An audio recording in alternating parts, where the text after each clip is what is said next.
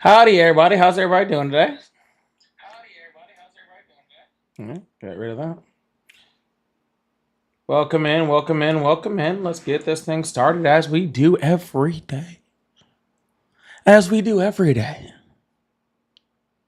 Let's get this thing on the move.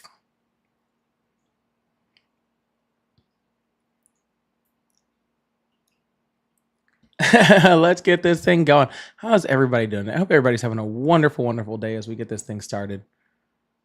Really appreciate y'all. Thank you guys so much for being here. Hey, everybody over on YouTube. How you guys doing today? Yep, I'm back. And I'm actually well rested today. Yesterday was rough. I was actually planning on doing a very, very short live yesterday because I was exhausted yesterday. I hadn't done my hair. I was like in an old shirt. I looked like butt yesterday, I thought. And then, of course, I get a big raid from Dean. Thank you guys all. If you guys came over here from that, I appreciate you guys. And I'm like, of course. So now I'm staying on all night. No, it's just a couple hours. But no, I really appreciate the big crowd coming in. I thought that was really, really awesome. I really appreciated that.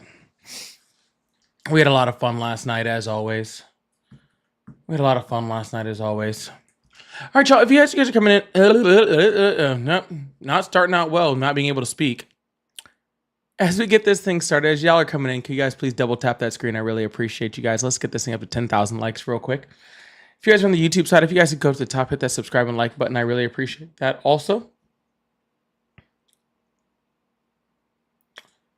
We are going to load this thing up, get all the people in here that need to be here, that want to be here, that want to enjoy the live, or people that want to talk to me. We're going to get everybody in here, and then we're going to have some conversations. As you guys know, for you guys that are in here today, I will not be on tomorrow. Tomorrow is my off day. So I do take Thursdays off, and that just is what I do. So every other day I'm on, just not Thursdays. Tiffany, thank you so much. I really appreciate that. It is my favorite color to wear. It is not my favorite color. My favorite color is green, but burgundy is my favorite color to wear. Love it. Absolutely love it. So I really appreciate that, Tiffany. Thank you so much. It's very sweet of you. Oh, I need that day off too. Oh, I need it. I need it every single time. So yeah, I will be off tomorrow. In about 2 weeks from tomorrow, I'll be having surgery, so I'll be off for a few days. So yeah, that's what you guys can expect from me for the rest of the month. I'll post that in my Discord. I'll put out a notification saying, you know, what my days will be and stuff like that. Yes, another surgery. Yes, I am 38 years old. I spent 37 of them never having a surgery. And then I've had 2 in the last 8 months. Is this what happens? Like you just start creeping up on 40 and just all of a sudden it's just like your body falls apart?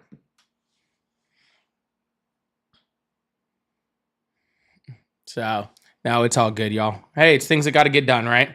So expect me to be off or from between like the 17th to like the 20th through that weekend. I'll be off. I don't imagine that it'll be very healthy for me to be on here arguing with people, but yeah. We'll just be getting after it, and we'll go in, we'll get what needs to get done. We'll take a few days off to recover, and then I will probably be back on here faster than doctor recommended. That's my guess. Faster than doctor recommended. Especially since I can't go to the gym. Veronica, at this rate, I'm not going to make it to 50, okay? If I keep having surgeries at this rate, I'm not going to make it to 50. All right? Let's see if I can make it to 40 first. let's see if I can just make it to 40 first. Can we get that far? let's start there. Oh my goodness. Anyways, like I said, y'all, if y'all could, as you guys are coming in, if you guys are on the TikTok side, please double tap that screen. If you're on the YouTube side, hit that like and subscribe button. We're about to get these phone calls rolling. We're about to get into some debates, some banter, some conversations, all of the above, and sometimes none of the above. It's really, really fun. So, yeah, we're about to get into all of that, and we're gonna have some conversations, and it'll be really, really fun. But right now we're just loading everybody up, and it'll be really, really, it'll be getting started. Probably about now, actually. I could also probably I'm talking about being old, so I'm just up here BSing. If you'd like to support, make sure you guys check out my link tree. I have all of my pay links in there, and I have my merch shop in there. Really great stuff. I also, of course, on YouTube have super chats and all that fun stuff. So if you put those up there, I like to put them up on the screen. Like this guy who just says, "How is Trump racist?" And I didn't even say he was. He's just throwing out random comments. But if you super chat, I put it up on the screen, and and we talk about it and have some fun. So good times, good times, good times, good times. I really appreciate you guys. Also, if you're on the TikTok side, of course, as always, make sure you guys hit that subscription button. And if you are a subscriber and you're here, first of all, most of you missed my giveaway for my paid subscribers that happened 2 days ago. Well, that's really sad. Phil won something awesome. But also make sure you guys are getting into my Discord, because there's extra channels and stuff that are just for subs, and most of y'all aren't in there. So make sure you're checking that out if you're a sub. Yeah, there's parts of the Discord that are for everybody. So just by being a follower, you can go and join the Discord that's in my link tree. But if you're a paid member or paid subscriber, depending on which platform you're on, then you get extra cool channels and stuff like that. And I'm adding to it every day, so I really appreciate it. All right. Well, I am opening up these phone lines. Let's get this thing going. I just refuse to have a TikTok. Shannon, I do not blame you. I do not blame you. But you don't need one, because you can get every benefit on YouTube. You don't even need to get one. Hello? Hello? Hello? Hello. Hi, how old are you? How old am I? How old are you? Yes. 46. Awesome. Do you support Trump? Bound to be 47. Well, Number 47 this year for grade 47. Happy birthday. Do you support Trump? Yep. Of course. Awesome. Why is that? He's the American president, number one. Why not? Why wouldn't you support the leader of your country? Because you shouldn't support somebody just because they're the leader of your country. So you would want your leader to fail? I didn't say I wanted him to fail. Okay. I said I don't support him. Those are two very different things. Okay. So why would you not support the leader of your country? Technically, Donald Trump failing is what's best for America. So, okay, explain. Well, Donald Trump, as he fails on his tariffs, we see like he puts on tariffs. He does his economic plan. He does that. Stock markets, start to crash. We start to see the American bond market start to fall. When he fails, and then he gets overturned by judges and all that sort of stuff, and then all of a sudden, hey, goes straight back up, right? So we start to see that economically. When we see foreign affairs, when he starts to bomb places like Iran, right? We start to see very low approval ratings for his foreign relations. We start to see other countries start to want to abandon us, start to build up their military to make sure that they can protect themselves against us. As soon as they find out, it wasn't actually a destruction, then they go, okay, cool. He got away with it because he failed. So every time Donald Trump fails on something, what do you mean it's he got more away of a with positive because he failed? response. Mm-hmm. You're saying he got away with what because he failed? I'm saying he gets away with most of everything because he failed. Okay, well, I don't think he failed on a tariff situation. I mean, even though it's not completely implemented yet, I haven't necessarily seen any prices. I order from AliExpress too, so I ain't seen no jump in shipping costs or anything like that at the what's that place when it comes in overseas. But anyways, well, yes, sir. That's exactly what I'm saying, because Donald Trump had a whole bunch of tariffs, including 145% on China and things like that, right? Yeah. Because he failed, you're not seeing the drastic price raises. What do you mean by that? He failed? Yeah, so because he got folded by China, right, and took off all the tariffs, now you don't see those drastic price changes. You're still going to see price changes. They're just not going to be as drastic. I don't think he took off tariffs from China at all. I mean, it's still China is still under tariff. Right, but he I think added all countries are under. 115% in tariffs and then dropped that 115% in tariffs. He dropped it. So I mean, so you believe that collecting money for the government through tariffs and kind of like shaving the middleman or the actual supplier from China, because you got to admit they don't make them like they used to. You know what I mean? This made in China stuff is basically. I'm 46, so we had TVs that last 10, 15 years. We had things that just were better manufactured just because they were American. And I think back in those days, during the great generation of Americans, World War II vets and things like that, they had a better sense of pride for America than we do in this current state. So you think, now, I definitely... You think TVs were better in World War II? Is that what you're telling me? No. I'm saying overall the manufacturing here in America, like the sense made in America, especially when it came to tools and things of substance and consequences like furniture. I mean, it's just not the same cheap Chinese fake cardboard stuff they give us now, and even the toys. Sir, you could buy American right now. Nothing's stopping you. I know. I agree, but usually it's more expensive. Let's keep it real, right? Right, and Donald Trump's tariffs don't make it less expensive at all. All the Donald Trump's tariffs do is make the competitors more expensive. Okay. So that's what other countries do to us, though. It's not a matter whether other countries do to us or not. It doesn't change anything. If you're talking about, hey, the things that are made in America are more expensive, and that's why I don't purchase them, Donald Trump's not making them more expensive. He's just making the ones from overseas, he's not making those stuff in America less expensive. He's making the stuff from overseas more expensive. So therefore, you still pay more.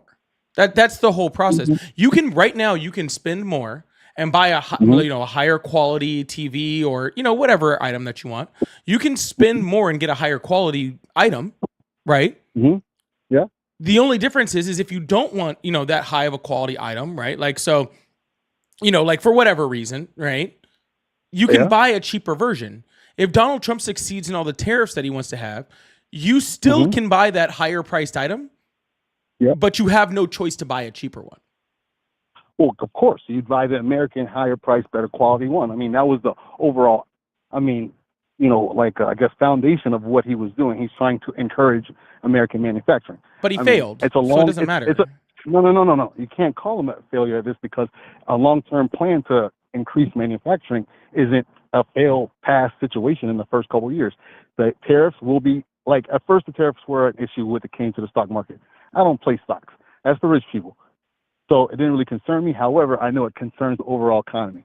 Now, as far as I'm aware, stocks are back to where they were and increased as far as the S&P and the Dow. Because he took off the tariff. No, but sir, you're saying they're back. Yes, you're right. They're back because the tariffs, the huge tariffs that Donald Trump tried to implement, went away. That's the entire point of what I'm saying, okay? But but the tariffs are still implemented. I don't understand why. Yeah, the small little 10% tariff, but that's not going to bring any manufacturing back. That's plus the reciprocal, though. He's reciprocal at plus 10%. That's not. No, all of those reciprocals are gone. He dropped all of those. Those reciprocals that weren't reciprocals. Everybody? Huh? So it's 10. As far as I know, the deadline hasn't been met. But let's not go so much as far as. No, I want to because you said a whole bunch of false stuff in there, so I want to make sure we're clear on this. I'm trying to tell you. Yeah. About the tariff situation? Yes, exactly. So Donald Trump added those. He's been inconsistent about it. However, it hasn't really affected. Would you like me to be able to tell you what the problem is, or? No. I don't. You can tell me the problem after I explain to you that the overall what you're going to tell me isn't going to be a long term. Like it's basically you're giving me the low quality analyst from the attack. They're giving me very known, you basically don't know the future of the tariffs and what they're going to produce at the end of the day. Yeah, it's very, very simple. If Donald Trump keeps the tariffs the way they are at 10%, no manufacturing will move back here because it's not financially, financially helpful for them to move anywhere. Because the cost of moving 10%? Huh? Do you think he's going to leave them at 10%? Yeah, I do. Okay, well, I don't think because so. when he raised them last time, because when he raised them last time, the U.S. bond market started to crash. Exactly. So he took a pause, reset, and now he's set an extension deadline for more negotiations. Now I'm not because again, it's way too early to try to determine whether these tariffs are going to be good or bad for the country overall. Me personally, I do believe in American manufacturing, and to encourage it to happen in America is something that's good. When you think about it, we like and we're kind of spoiled on this cheap Chinese stuff, but it is cheap Chinese stuff. off. I mean, it just really is. And when you give the jobs, I mean, he's looking at it a long term. When you look at Sir, manufacturing, I sir, mean, this is going to hold on, be hold like on, an hold on. You era. keep saying long term. What do you mean by long term, sir? Well, because you 10% can't affect tariffs? that. Sir, You can look at the you can look you at the need to let me financial finish my understanding. question first. Okay, go ahead. Thank you. You keep saying long term, long term, long term, long term, but there's nothing in this that's long term. He puts on a The tariff, tariffs? sir. Go ahead. Thank you. He puts on a tariff, then he drops a tariff, then he puts on another tariff, and then he drops a tariff, then he puts on another tariff, and then he drops the tariff. And now we're sitting at a 10% tariff. And regardless of how long that 10% tariff stays on, that could stay on for the Hmm. rest of infinity. Okay, Okay. it's not bringing American manufacturing back because the cost difference from is much larger than 10% to manufacture here than it is to manufacture someplace else. So, what actual long-term problem is he fixing? Like, there's nothing even in place that could be considered a long-term It's not solution. a long-term problem. It's a long-term system that's being put in place to increase manufacturing Sir, in no, what I just America. said is there And is nothing that he has done that could be considered a long-term fix. There's nothing that he's done that could be considered a long-term system. There's nothing that he's done that would, over the long term, bring back manufacturing. so you don't believe if he does increase the tariffs and like basically discourage any type of trade coming overseas, that American manufacturing won't increase.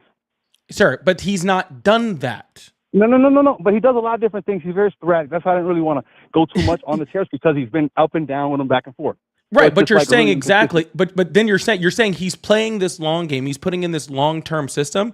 But now you're Oh just yeah. It's but now you're just insane. admitting to me that he hasn't put in a long term system. You're saying, well, if He's he no, negotiating the sir, long-term system. listen. You're Yes. saying that if he puts in these tariffs in the future, if he does, then that will be a long term system.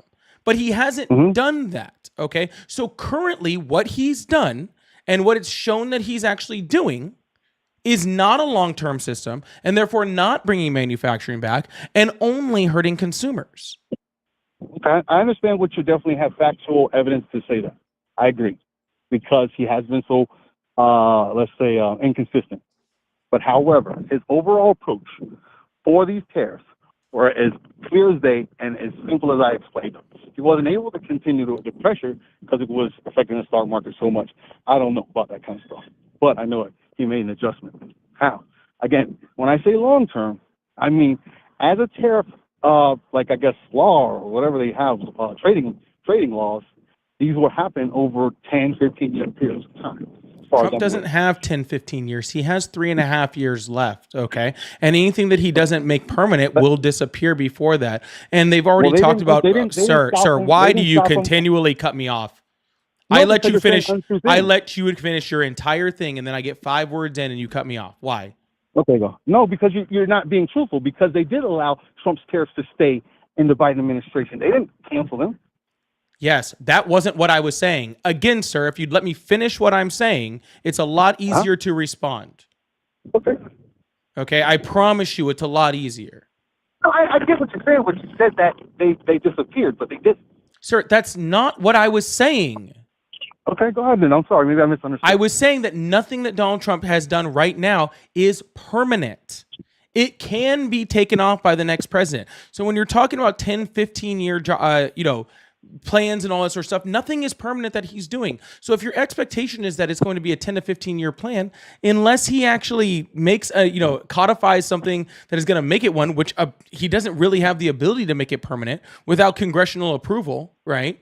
Then there's nothing there for him to actually make permanent. So your 10, 15-year plan will never happen. But Donald Trump's not trying to make a 10, 15-year plan in order to bring manufacturing back in because that would be an easy thing to do. It's simple. You put tariffs on and then you leave them there no matter what happens. And you would just have to eat the fact that there is going to be negative consequences of that.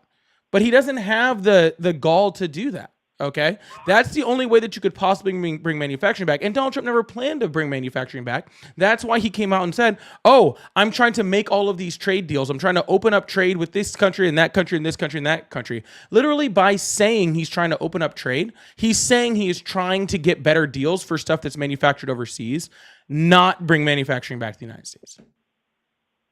Well, that's your opinion on what you feel like he's going to do. Again, it's very unfactual because Donald Trump and this whole trade war is kind of just been sporadic. So I can't really make any foresight fail or pass on the tariff situation. But we can move on to another one. We could agree to disagree. I believe it We're is not. overall good No, for the we're country. not. We're not agreeing to disagree. I'm using Trump's words for what he said, and you're saying pretty much I can't trust Trump in order to make it. I can't trust Trump in what Trump says and what Trump does to tell me what Trump is going to do in the future. That's pretty much your entire argument. Is that the What has exact Trump same said things? though?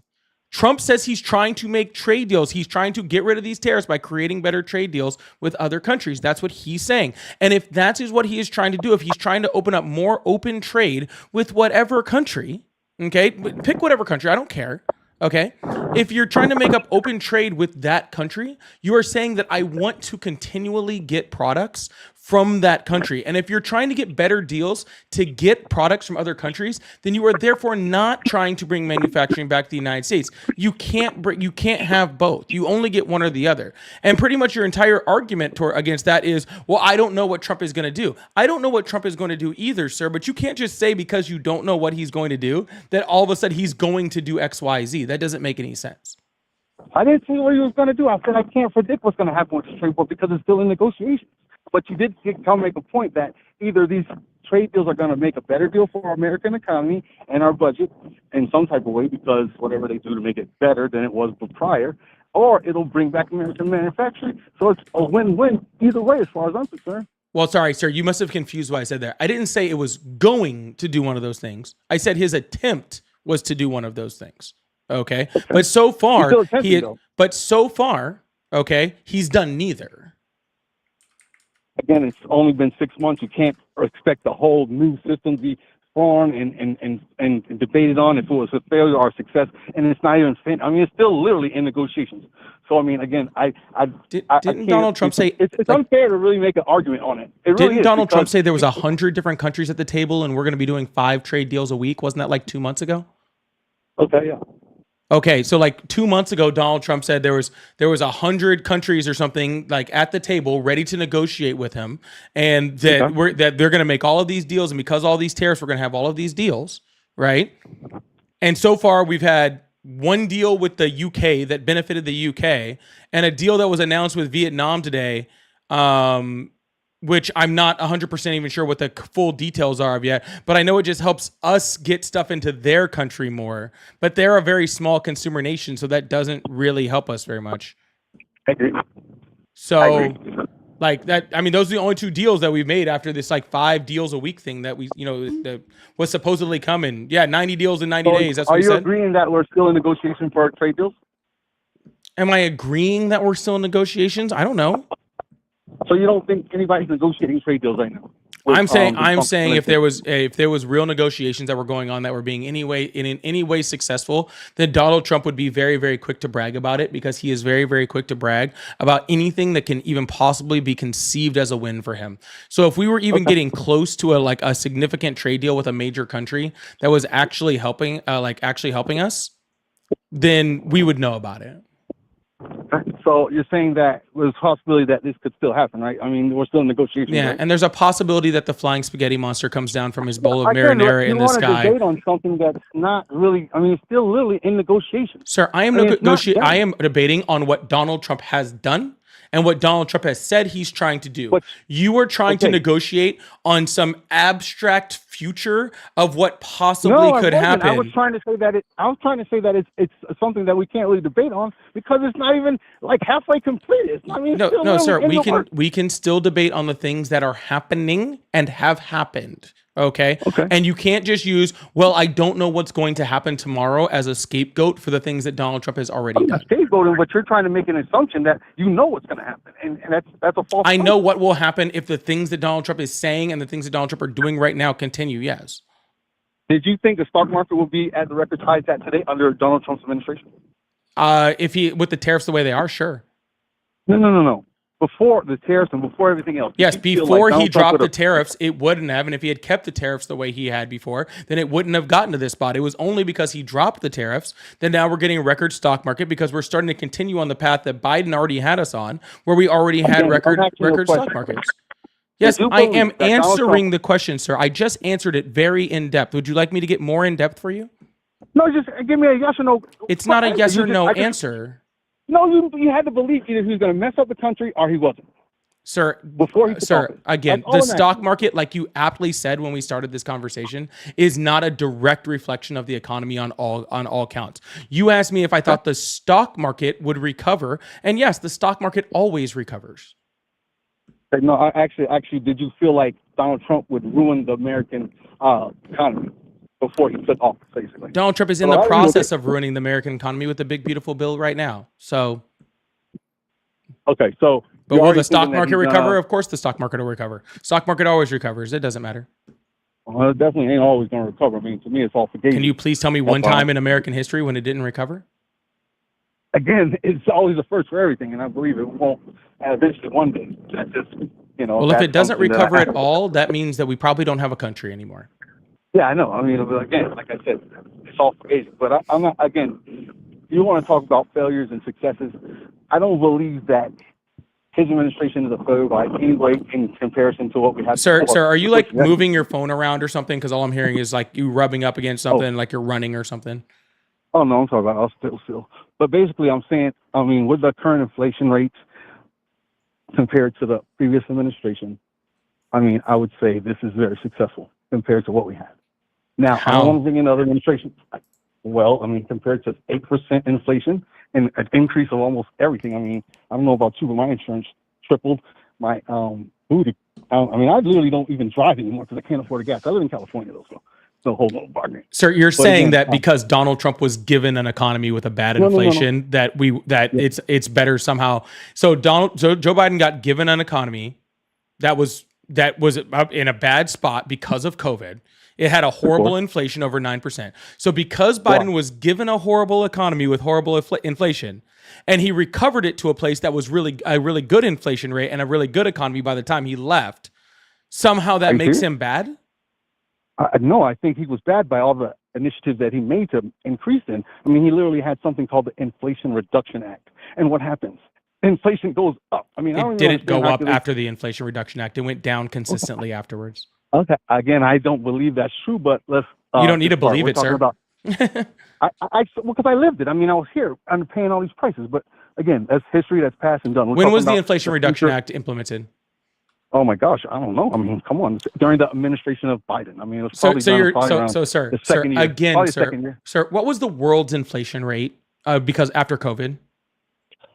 America is independent from the world. No, it's not. We live in a globalist society. We have open trade with multiple countries. All these trade deals that Donald Trump is talking about right now, that he's trying to make better trade deals, specifically show that we do not live isolated from the rest of the world. That actually literally shows that if we lived in an isolated economy, then we wouldn't have trade deals. We wouldn't need trade deals because that's what our economy is. What I'm trying to explain to you is that our economy bounced back faster than everybody else's because we're America. We have the best economy. So it would have always bounced back better than any other country. That's what I'm trying to say to you. Oh, that's ridiculous. No, that's not true at all. Okay, well, that's how I believe. I mean, what other country is going to have the GDP to even bounce back? Who can borrow as much money as we can? I mean, but this is something in the past, so I don't really want to go on that. Yeah, but not every country needs to borrow as much as we can because they don't have as big of an economy because it's proportional. We do have a super crazy high economy. It's actually quite the opposite, sir. Because we have such a strong economy and because our GDP is so high, it actually makes it more difficult to move it in one direction or another. What do you mean by that? I mean, when you go up to super high inflation rates like 9% that happened after COVID, because of how long it takes our economy to actually move, because of how high our GDP is and how higher, because of our CPI, that it takes longer and it's harder to move the country back to a good direction, not quicker. Okay. Countries that are smaller, that have strong economies, such as Germany, should be able to move a lot quicker than we are. And they weren't able to. And that's because of Biden. Okay. I mean, I can, again, to agree with you in an inference, but again, Biden's administration was by far the worst of my lifetime, and I would never run that back. But I don't want to even talk about it, Sir, because that's I'm ridiculous. just saying, keeping it real. You're literally saying because Biden got I'm handed trying to avoid it. I'm trying to get away from that shit. I don't even want to talk about that. Sir, I don't want I to talk don't about care Biden what you're administration. trying to get away from. I'm trying to I'm talking about speak. Trump.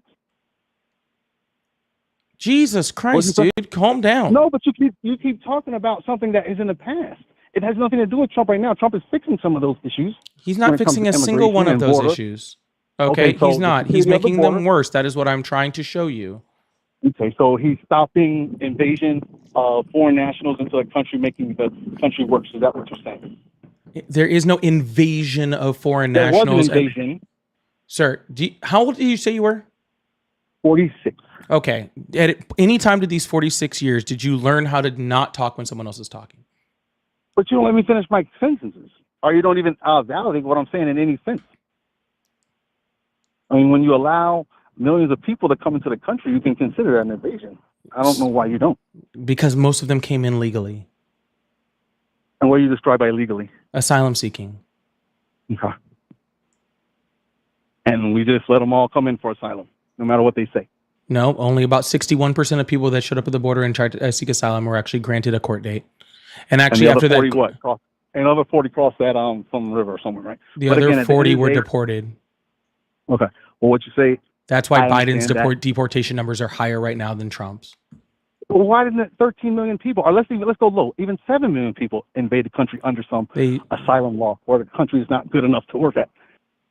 What? Who said Mexico's a bad country? Mexico has a government. Mexico has an economy. Sir, they came from lots of other countries. From Mexico, they came from majority was Honduras, Mexico and South Venezuela, American countries, Guatemala, Venezuela. Exactly. Venezuela has a good country and national. They literally had like a complete destabilization of the country under the Biden administration. What are you talking about? I mean, right now. Yeah, you're right. But they did have money back in the day. I don't know why they messed it up. Venezuelans were always rich, and they came down to Florida and lived. That had a lot to do with us, actually, also. But regardless, I agree. But again, that's something in the past. But again, if you think that the securing of the nation's border and stop allowing of millions of people to come into the country, which I believe was just basically importing votes, because I don't understand why we had an obligation to take some people that said they were hungry, regardless. Yeah, about 50% of the Latino immigrant population voted in favor of Trump in the last election. The ones that could vote. No, we're not talking about the actual legal immigrants, because they understand the difference. We're talking about the illegals that would try to mainline asylum seekers are legal. Okay, let's call it asylum, and that they tried to mainline before everyone else to become American citizens. Sir, illegal immigrants can't vote. You do understand that, right? I'm not. You're not letting me finish again. Their first law of hold on. But I said, hold on. No, you hold on. I said about 50% of Latino migrants voted for Trump, and you said, I'm not talking about them. I'm talking about illegal immigrants when we're talking about voting, and they can't vote. Okay, but that wasn't the intention of the Biden administration. Their first law that they tried to pass when they're hot on the trails of a win of defeat over Trump was basically let's make these guys legal thing. I can't remember. It was literally called let's make them legal or something. It wasn't that, but you understand. I'm sure you know what it is too. So they tried to fast line these people to become American citizens to be able to vote in California and other places that they don't even check voter ID. Again, I believe that for generations, these people that Trump and other Republicans wanted to deport, and Democrats basically went to other countries and spent all types of means to support, would have been Democratic voters for generations. Sir, all of those people who then were able to come here working under whatever status and then gain citizenship in order to vote in this country, 50% of them voted for Trump. That's what I was saying. Okay, you're saying no. Stop talking. We're talking about a direct period of people. Sir, please be quiet. Goodness fucking gracious. Okay. No, because you're not specifying what I'm saying. You're not listening to what I'm saying. I am going to be talking to literally the next guest if you don't allow me to freaking finish what I'm saying. Okay? Because this is ridiculous that I just let you talk and talk and talk and talk and talk. And then all of a sudden, as soon as I have anything to say about what you say, you cut me off within 3 seconds. Because you're not letting me finish, but go ahead. Sir, if I didn't let you finish, then it would have just been you talking for the last 45 minutes. Because you're not acknowledging what happened under the Biden administration. Sir, I am trying to acknowledge it, but I can't get 4 fucking words out without you talking. Okay, well, how am I supposed to acknowledge a single thing if you don't let me speak? No, go ahead. I'm listening to you, but you keep okay, awesome. Literally, it is the dumbest thing ever okay, to say that somehow that Biden is bringing in migrants in order to freaking create votes, when again, migrants more traditionally in the countries that they come from vote conservative, and 50% of them voted for Trump. So by that logic, even if of all of these asylum seekers were allowed to vote tomorrow, about 50% of them would still vote Republican. Okay, so it is not some crazy replacement theory or about votes or anything like that. It is simply about humanity, because asylum seeking is about people who are seeking refuge. Okay, they are coming from a place where they're in a naga spot, a fear for their life, a fear for their safety, and just having that humanity to go, okay, we need to decide whether you have a place here you can stay or not. It's just a normal human thing to do. So you agree with having them over here and supporting them until they become American citizens and vote 50% for Biden and are 50% Republican, right? Sure. Okay. Well, I got to challenge you on them voting 50% Republican, because anybody that came over during the last 4 years under the Biden administration will vote under Democrat for the rest of their lives, because the Democratic Party helped them get here, and the Democratic Party is trying to keep them here. That's not how that works, sir. What do you mean that's not how? What because a lot of those migrants that I'm talking about that voted for Trump came in under Obama.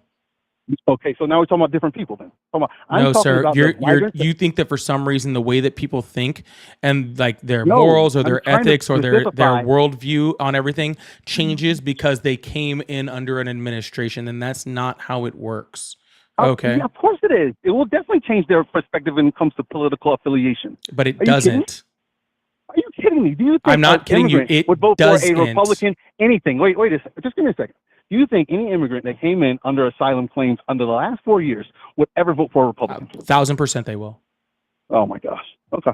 Well, yeah. I don't believe so, because Republicans are literally trying. I don't care what you think, because again, there is asylum people. There's tons of asylum people in this country that came in under Democrats, under Democratic policies. Okay, for asylum. And they voted for Donald Trump. This already happens. They can't vote. Okay, sir. You have a wonderful day, okay? I mean, you can't. No, go away. This is ridiculous. I'm not going to lower my thought process any lower for what we're talking about there. That is ridiculous. Goodness gracious. The great replacement theory stuff is sad. Deborah, thank you so much for becoming a member on YouTube. I really appreciate that. Thank you so much. You really rock. And Jonathan, thank you so much for the super chat on YouTube. I really appreciate that. It says, I've been watching your videos all day. I was a MAGA, so to speak, but you have drastically changed my mind about what he's doing just based on facts and information.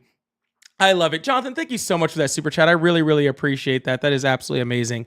I really appreciate that. I'm glad you're enjoying the show and enjoying the content. Y'all, if y'all could do me a favor, if you guys are on that YouTube site, you guys hit that like button and subscribe button. We do this every day but Thursdays. Love to have you here. Really appreciate you guys. If you guys would like support, again, like I do have super chats and stuff like that, just like Jonathan sent me, and we can put them up on the screen and talk about them. So whether you love me or hate me, it's a great way to get my attention and get me to read something, as long as I can read it on live, without getting in trouble. I also, of course, do have my pay links in my bio that are all in my link tree in both my bios. Also, if you're on TikTok and you'd like to become a paid subscriber, that's a great way to support the live also. I really appreciate you guys. All right, I'm going to open up this phone line, keep this thing going, but I really appreciate you guys. Thank you so much for being here. You guys are awesome. Hello?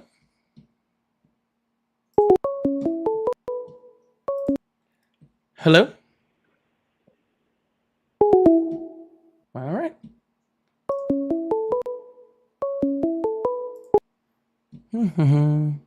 Oh, there's a new gift. I want to check this one out. Alien Buddy. Let's see. Oh, what happened? No phone calls right now. That's rare.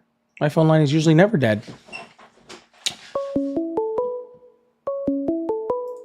Hello? Hello. Hi, how are you today?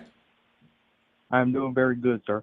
Awesome. I want to tell you that I support Trump because down with the niggers, and that's what he stands for. So down with the niggers, sir. That's my support. All right, man. Whatever you think. Hello, how are you?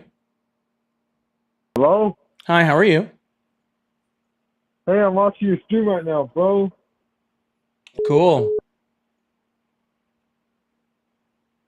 I want to know what do you think of the immigration policies? What immigration policies? The ones that's going on right now that Trump's doing to all these immigrants. Again, sir, which policies? He's doing a lot of stuff with a lot of immigrants. You're going to have to be a little more specific.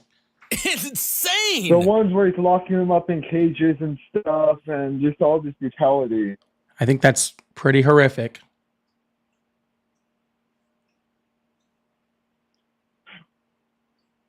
What else? Like, I think the part how they round them up and stuff like that, and I think that's really fucked up. You know?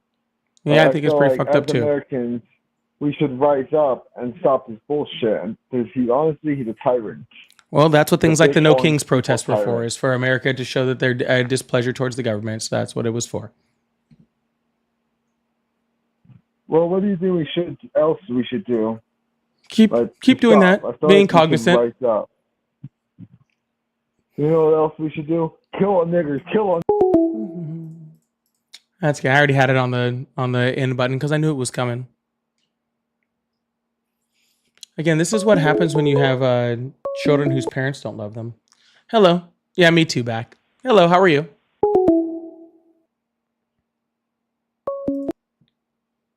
Hello. Hey, boss. I wanted to push back on a couple things that you had said in your stream. Okay, go ahead. So you claim that inflation was at 9% when Biden took over. That's not According to no. a CNN That was not 9% when he took over. It was 9% after the opening of COVID. Or opening after COVID, along with 10% across the world. Well, it was 1.3 when Biden was inaugurated, and it peaked at, I believe, 9.1 about 18 months after Biden took office. That's not 19 months. It wasn't that long. I'll pull it up. CNN All right. fact check. Oh, I don't need 9.1. CNN. I don't need CNN. We'll take a look at the actual. The actual statistics. You're right. It was 16 months after Biden took office. That might be about right. Yeah, well, it was June of 2022. So we're talking Yeah, that's about a couple right. years after COVID ended. Oh, COVID was So- not ended at that point. Nah, we were Yeah. coming out of the worst of it by 2022. Well, we saw the first spike in about 2021. But again, did you look up the world's inflation rate at that time? I don't care about the world. We're talking Sir, about you don't the get to United not care about the world. We live in a global economy, okay? You don't get to just choose not to care about the world because you want to ignore the stats from the rest of the world, sir. But if every single country goes up in inflation all at the same exact time, then you can't say that it was because of Biden. That's just not how it works. States. I didn't make the assertion that it was because of Biden. I was just simply pointing out that it peaked at 9.1 under Joe Biden. Yeah, I I didn't didn't say it was disagree a with result that. of anything Biden did. Yeah, but I and we're don't talking disagree with about- that. We're talking about the policies of Biden versus Trump. So I'm not taking a look at global inflation. And those inflation numbers, if you look at them, probably reflect the countries that had the strictest lockdown policies. Pretty sure the inflation in Poland was nowhere near what it was in the U.S. or other countries. I'm pretty sure their inflation was almost non-existent. No, all of them had a significant inflation, regardless of whether their country shut down. Because again, we live in a global economy, and just because one singular country decides not to shut down doesn't mean that all of the goods and everything that they get come from that country. Because no country outside of like North Korea in this world is completely isolated. Even they're not completely isolated.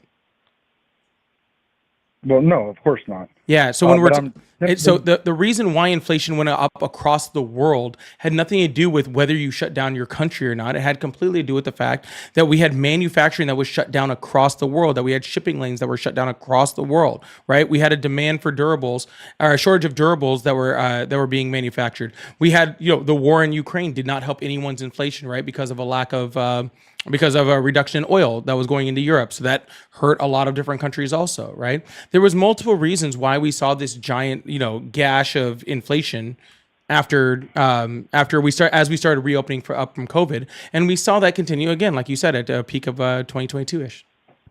Yeah, but again, when Trump left office, inflation was at 1.3. So that was during the COVID months and coming out of COVID. So we were not near coming out of COVID. We were still pretty much in a world economic shutdown. I I wouldn't say that. At least not here in Florida, we weren't. Well, sir, Florida never believed that COVID existed, but unfortunately, the rest of the Well, world is not that's COVID. definitely not true. Florida Sir, definitely I live in believes Florida. COVID existed. I Well, live yeah, in so Florida. do I. Yeah, Have me most of too. my life. Certain counties did implement lockdowns. They didn't last because, as Poland was an example of herd immunity, sure, older people that are immunocompromised, yeah, should have stayed home, should have got So vaccinated. here's a But great chart for you. The vast majority of people who weren't at risk of severe COVID complications. Sir, I'm not here to argue whether you think we should have locked down or not. We're here talking about the economy. And right here I have the chart up showing at the beginning of 2022 where the worldwide inflation rate was 8.7%. And actually we saw it across the board. So Asia and the Pacific were about 6.6, Europe was higher at 9.9, North America was about 7.9, Africa was 14.2, Middle East was 13.9, and Latin America and the Caribbean were about 14%. If you actually look at it between us and and Asia, which had again some of the more some pretty good shutdown rates, we were actually the lower side of inflation. And actually, as you move forward into 2023, we actually saw a lot of places like within the Middle East and Africa actually continue to go up, while the United States continued to go actually started to go down and started to recover. That's why we recovered from that inflation from COVID faster than any industrialized nation on the planet. Actually, we didn't. Actually, we did. South Korea probably did a much better job. Yeah, well, you can say they probably did, but they didn't. Company with a vaccine. They were the first country with a vaccine. So South Korea definitely did better than us, but that their policies were quite a bit more invasive than ours. But another thing that I wanted to touch on was the argument that you had with the gentleman regarding migration. It is unlawful to enter the country without going through a port of entry, regardless of any claim you may make, asylum or otherwise. A valid asylum claim must be made at a port of entry. Wrong. Entering anywhere, no, that is not wrong. That is federal law. No, the federal law says that that's wrong. No, do I need to pull it up? I can pull it up for you too. It's 8 U.S. 1823 or something. No, that's not asylum law. 8 U.S. 8 U.S. Code 1158 is asylum law. Legal asylum claims must be made at a port of entry. I'm sorry. What law says that? I would have to look it up. Okay. Well, while you look it up, I can read 8 U.S. Code 1158. Any alien who is physically present in the United States or who arrives in the United States, whether or not at a designated port of arrival, and including an alien who is brought to the United States after being interdicted or in international or United States waters. That is the first line of asylum law. Says that you do not need to be at a port of entry. And when was that? What code is that? 8 U.S. Code 1158. And I'll put it up on the screen for the viewers here.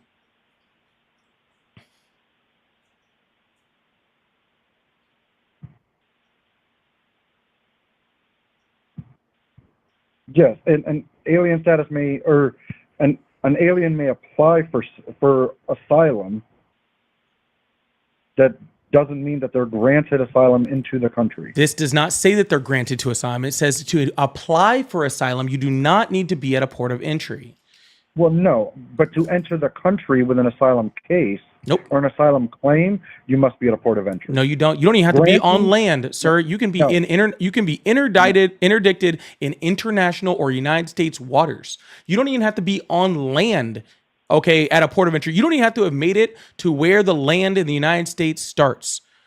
Okay? Again, whether or not at a designated port of arrival and including an alien who is brought to the United States after having been interdicted in international or United States water, irrespective of an alien status. So, applying for asylum or seeking asylum is not the same as being granted asylum. Sir, I am not saying that no one is granted asylum until they have a court date, which in our country takes 5 years down the road. When you show up to the border, Okay, that is when you apply for asylum and they decide whether you have a credible threat and decide whether you even are getting a court date. Okay, and when that process happens, when you go to the Border Patrol agents in order to seek asylum, okay, that is cool. That is super cool. Thank you so much. That is super cool. That literally that it does not have to happen at a port of entry. It does not.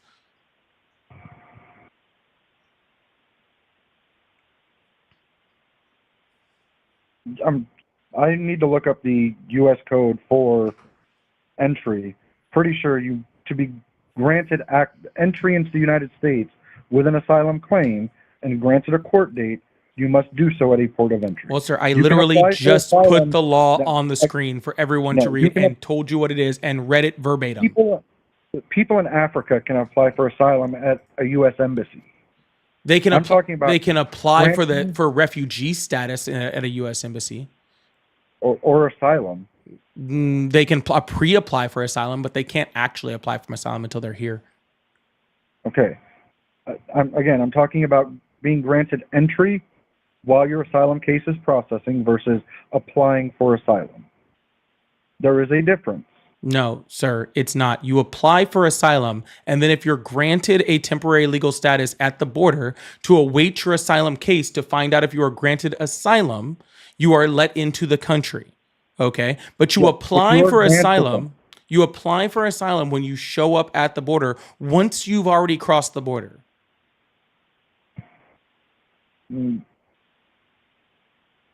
So I guess, yeah, technically you can apply for asylum, but you may also be deported while your asylum case is pending. Okay? So there's nothing that says that you, unless you are explicitly granted the ability to remain in the country while your asylum case is heard or while it's pending, if you are not granted that, you are here unlawfully. Simply applying No, for that's asylum not true, sir. does not grant you legal status.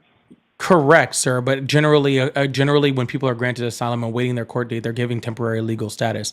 Donald Trump is trying to challenge that because I don't know, he just hates brown people or doesn't know the law. I don't really know which one, but The law doesn't grant you the right to remain in the country until you're no, just humanity asylum case is does. heard. Okay, but we're not the world's saviors. We don't have to be the shouldn't. world's saviors to not treat people inhumanely. I agree, but what about the people that are citizens that are not receiving the same access to resources that asylum seekers are receiving? Like what? Who are not U.S. citizens? Housing, for instance, They transportation. have temporary housing right after, sir. They have temporary housing for less than 3 months once they are granted access into the country, and that's just to make sure we don't have a bunch of asylum seekers that are homeless. Okay. That's more than what the homeless people in America are getting. Well, actually, we've had multiple bills that have tried to get passed for homeless people, but Republicans have blocked it, including the End of Homelessness Act under the Biden administration, which was not even brought to the House floor because of Mike Johnson. Or because of what's going on in California when tens of billions of dollars going to homelessness have done nothing, and who knows where it's ended up. It's not gone to help homeless people because the homeless rate is rising in California. Yeah, sir. That's what happens when you have the most populated country in the state in the country, and again, the fourth largest GDP in the planet. Too, on top of that, right? But let's not confuse that just because you have a homeless problem doesn't mean that you're not trying to help homeless people. And let's also not confuse the fact that obviously, okay, the United States is supposed to be the greatest country in the world with the highest GDP and best economy. We can walk and chew gum at the same time. We cannot send people back to places in which they could be killed and also help our homeless people. We don't have to do one or the other. No, but some people are prioritizing one over the other. Nope. No one's prioritizing one or the other. Actually, Democrats are both trying to help homeless people and they're trying to help people that are seeking asylum. And Republicans are trying to make sure that neither of them get any money while claiming that one is overtaking the other. Oh, okay. Again, how have Democrats in California helped the homeless? Again, they have plenty of programs to actually help homeless people. They have put a lot of money towards it. Again, it hasn't completely fixed it. I'm not saying that it's fixed it. I'm saying that there is an attempt being made. They haven't even progressed. Their homeless rate is increasing year over year. Sir, I'm not saying they progressed either. Are you hearing what I'm saying? You just said they haven't fixed it. They haven't I said done they're anything fucking trying. with tens of billions of dollars, and they haven't made. Sir, have you ever tried something and failed? Yes, but it seems that that's a Okay, constant just for the making sure. Democrat Party. Apparently, you think that if somebody is freaking trying at something and they fail, then they're not trying. That doesn't make any sense. Plenty of people I try think with things all the tens of time. billions of But dollars, dude, you California's should make doing some just progress. fine. Okay, California's doing just fine. All right, How? They have the largest debt to GDP of any state in the country. sir. The only people that ever complain about California are people from Florida. Definitely not. I'm not Yes. even. I've spent time out of Florida, and a lot of people complain about California. Yes, except for It's people not just in Florida. California. Even Californians complain about I California. am a Californian. I just live in Florida. Again, a lot of people from California complain about California. Yeah, a lot of people from Florida complain about Florida, sir. But you don't like. Can we please stop this crap? Okay, you don't need. Okay, to stop helping people in need to help other people in need. You can do both. When your resources are limited, no, you can't. You cannot have a welfare system and a Sir, porous immigrants border. input over $100 billion into the U.S. economy just last year. Legal or illegal immigrants. Both combined. Mostly legal because they're able to file taxes. Yeah, legal people still have to buy. Illegal people still have to buy stuff, so they still pay taxes, and they freaking use. And in some states like California, they still have jobs because they are allowed to have things like I-10s. So they still pay taxes, even though don't have a complete legal status in the United States, and they have no ability to claim any resources. So they pay into things like Social Security, they pay into things like Medicare, they pay into all the social safety nets, but don't have the ability to access them. So therefore, it is direct money that is going into our economy. So again, sir, between documented and undocumented migrants in this country, they input $100 billion into the U.S. economy last year alone. Okay, so please stop talking about these resources. Hell, sir, with all of the money that immigrants are actually putting into the American economy, we could actually probably fix American homelessness. No, because undocumented immigrants are a net negative to the economy. Documented migrants or immigrants No, are sir, definitely that's just simply boon not to the true. economy. That is definitely true. They consume many more resources than they input into the system. What resources? Undocumented immigrants can get on Medicaid. No, they cannot. California. So you're telling me they can't get on Medicaid in California? Can't get on Medicaid anywhere. Well, that's funny because the big beautiful bill protects Medicaid for undocumented immigrants. Yes, That is just included like in that bill. just like I have currently protected myself from having sex with Margot Robbie.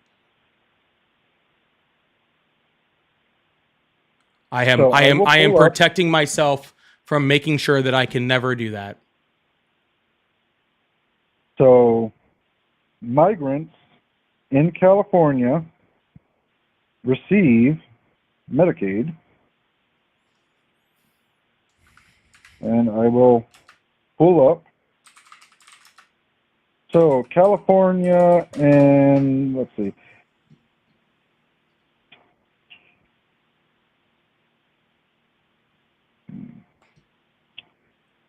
So I can see if I can find the direct quote from Gavin Newsom stating that Undocumented immigrants pay billions of dollars in taxes annually. Households headed by unauthorized immigrants pay $10.6 billion in state and local taxes, and that was just in 2010.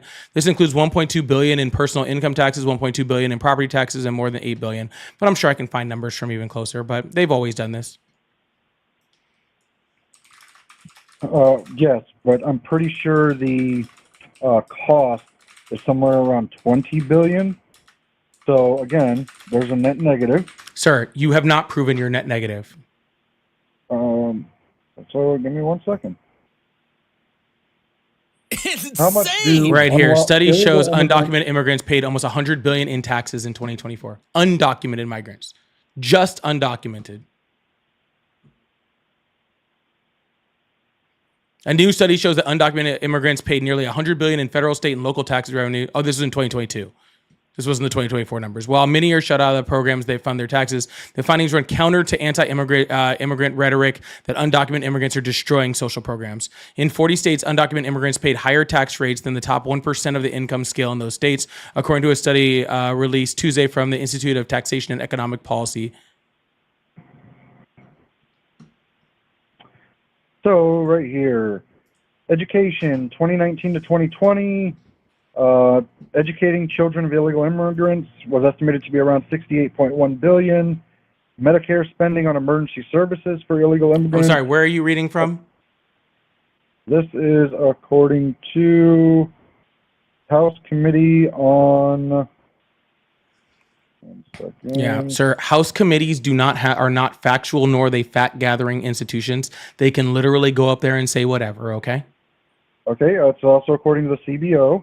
All right, CBO. What's the name of the CBO article? Policy Innovation Center. I'm sorry, what immigration center? Economic Policy Innovation Center put out a report. Federation for American Immigration Reform. You shouldn't use that one either, but that's fine.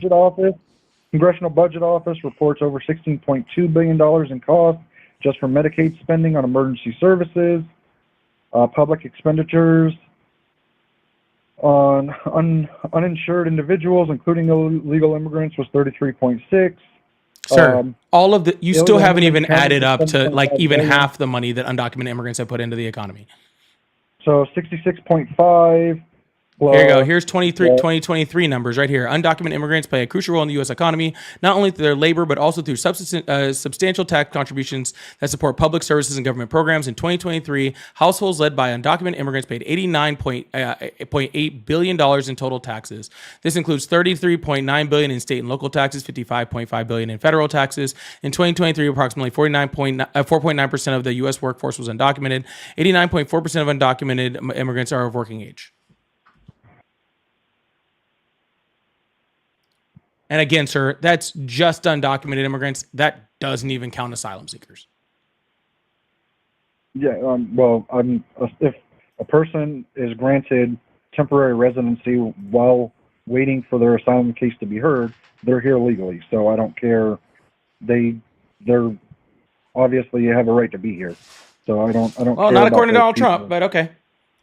Do you have a quote of him saying that? No, I have evidence of him doing it, where he's ripping people out of their immigration court hearings to deport them.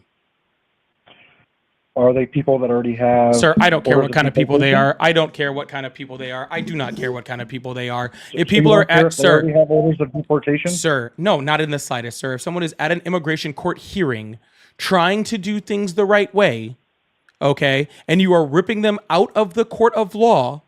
The people who are trying to decide whether they should be here legally or not, you are wrong. I don't give a shit if they have a deportation order. That's for the court to decide. If the court decides that they should get deported, then deport them. I got no issue with that. But that's not what's happening, sir. I want people that are supposed to be here to be here. Hell, I'm pretty cool with most of the people that aren't even supposed to be here as long as they're not criminals and they're paying taxes and they're working hard. I'm pretty cool with most of them being there too.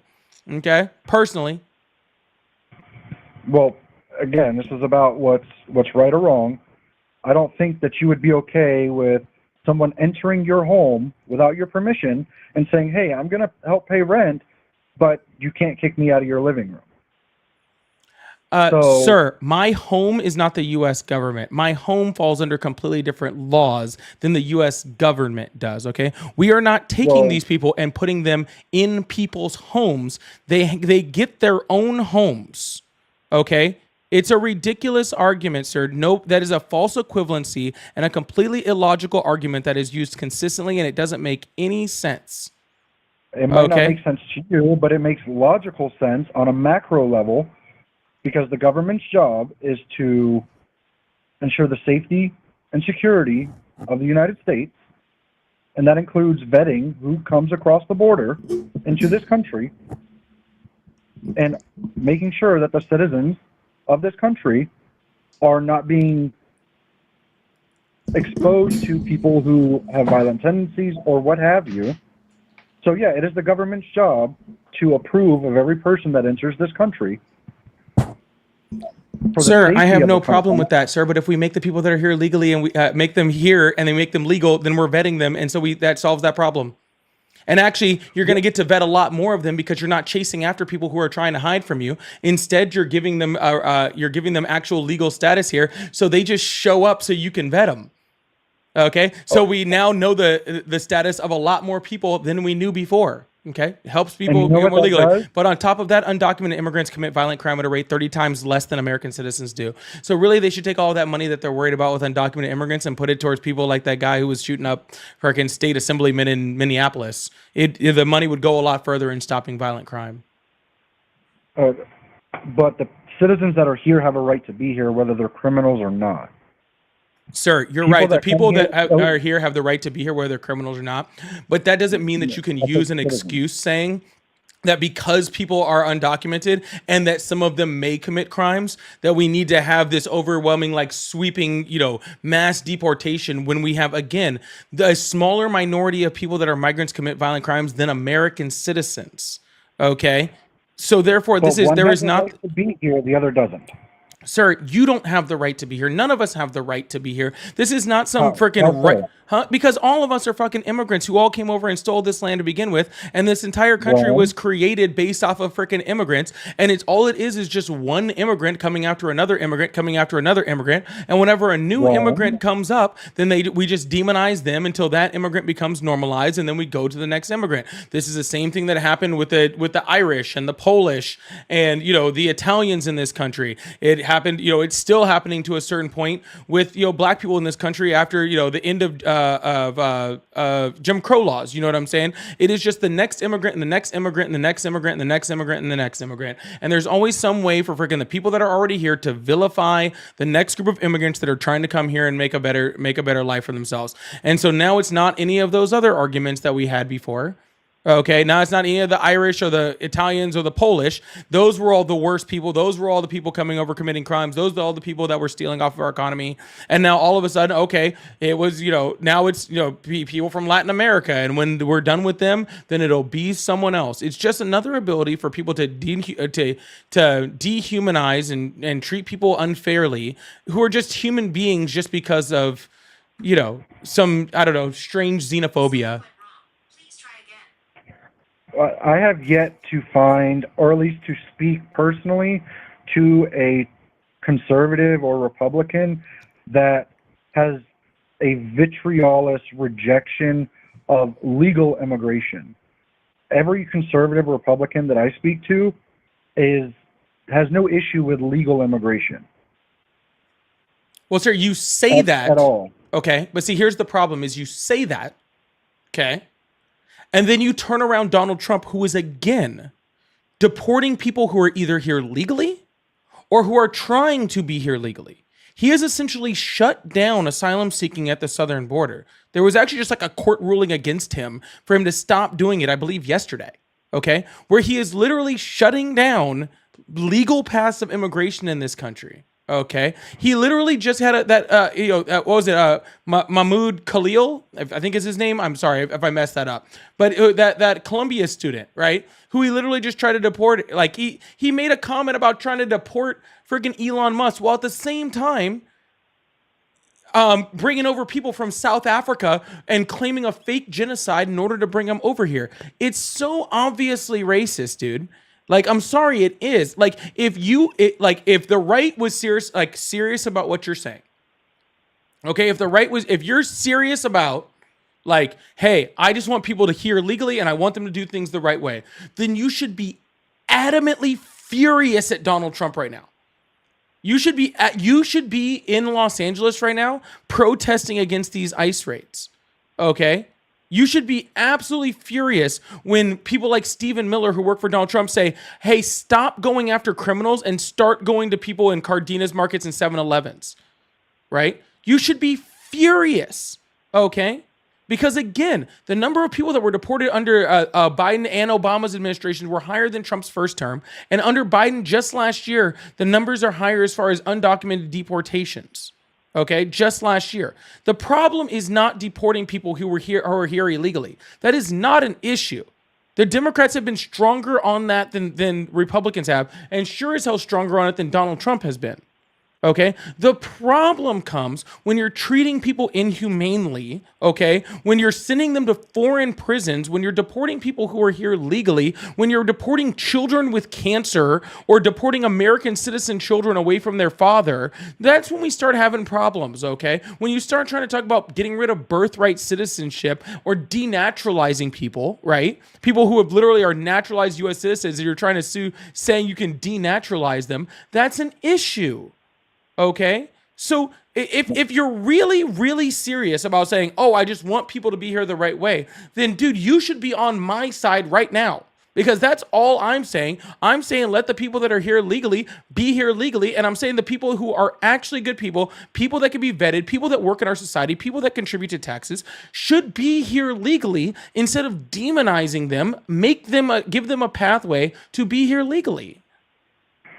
Yeah, I don't entirely disagree with finding a pathway to citizenship for people who haven't broken the law and who are contributing. However, because you want to be a human being and do what's right for humanity and fairness, the people that are attempting to come here legally but cannot, because the court system, the immigration court system, is so backed up from having to hear millions of quote-unquote asylum cases, many of which probably are not going to be granted, that's an issue. And it is completely unfair to the people who are spending every last penny they have in Africa, in Asia, in Europe, in parts of South America that are attempting to get here but can't because the immigration courts are so backed up. Sir, I couldn't agree with you more. The immigration courts are incredibly backed up. Unfortunately for you, sir, is that there was an immigration bill that was written by Senator Lankford, a Republican out of Oklahoma, that was sponsored by both Kamala Harris and especially by Joe Biden. When it hit Congress, that had overwhelming support, that was stopped by Donald Trump, who called down to the courts, to the Congress, and told them not to pass the bill that would have reduced the amount of time it takes to process an asylum case from over 5 years to under 6 months. Do you know why that bill was stopped? I know exactly why that bill was stopped. You know why? You know how I know how that bill was stopped? Because Senator Lankford and 3 other senators came out and said that Donald Trump called them specifically and told them not to vote for the bill because he needed to be able to run on the bill against Joe Biden. And if Joe Biden fixed immigration, he couldn't do it. This is why that bill had overwhelming. It had 98% of the Senate support before Donald Trump called down there. 98%. 98%. No, you know the substance of that bill. I know every part of that bill, and I know you're about to tell me, oh, it allowed a certain amount of people in there, which is a lie. Or you're going to tell me, oh, it was freaking had all this pork in there for Ukraine and Israel, which is also a fucking lie. You're going to tell me all the same stuff that Republicans made up after Donald Trump called them down there and told them not to pass it. And you're going to tell me all of the stuff, the lies that they made up to cover up the fact that the only reason that bill didn't pass was because Donald Trump wanted to be able to run on the border against Joe Biden, and it would have fixed the exact court system problem that you want fixed. So you're telling me that it didn't allow for upwards of 10,000 migrants a day? There you go. See how I knew you were going to make the argument before you know how I know what argument you're going to make?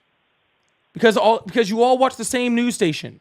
It's the same arguments over and over, okay? It's Fox News, I guess, or whatever you guys are watching. It's the same argument over and over. No, it did not allow for a certain number of asylum seekers coming to the country. It put automatic cutoffs to shut down the border at a certain number.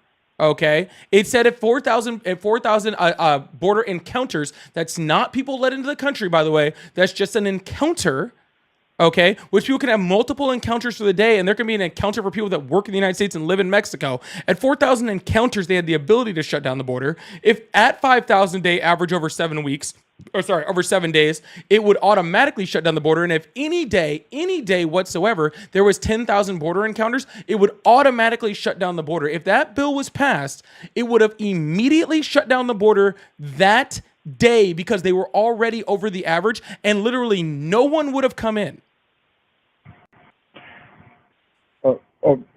So you're saying that these encounters may not result in border crossings, yet under the Biden administration, Texas was sued for preventing border crossings. Wrong.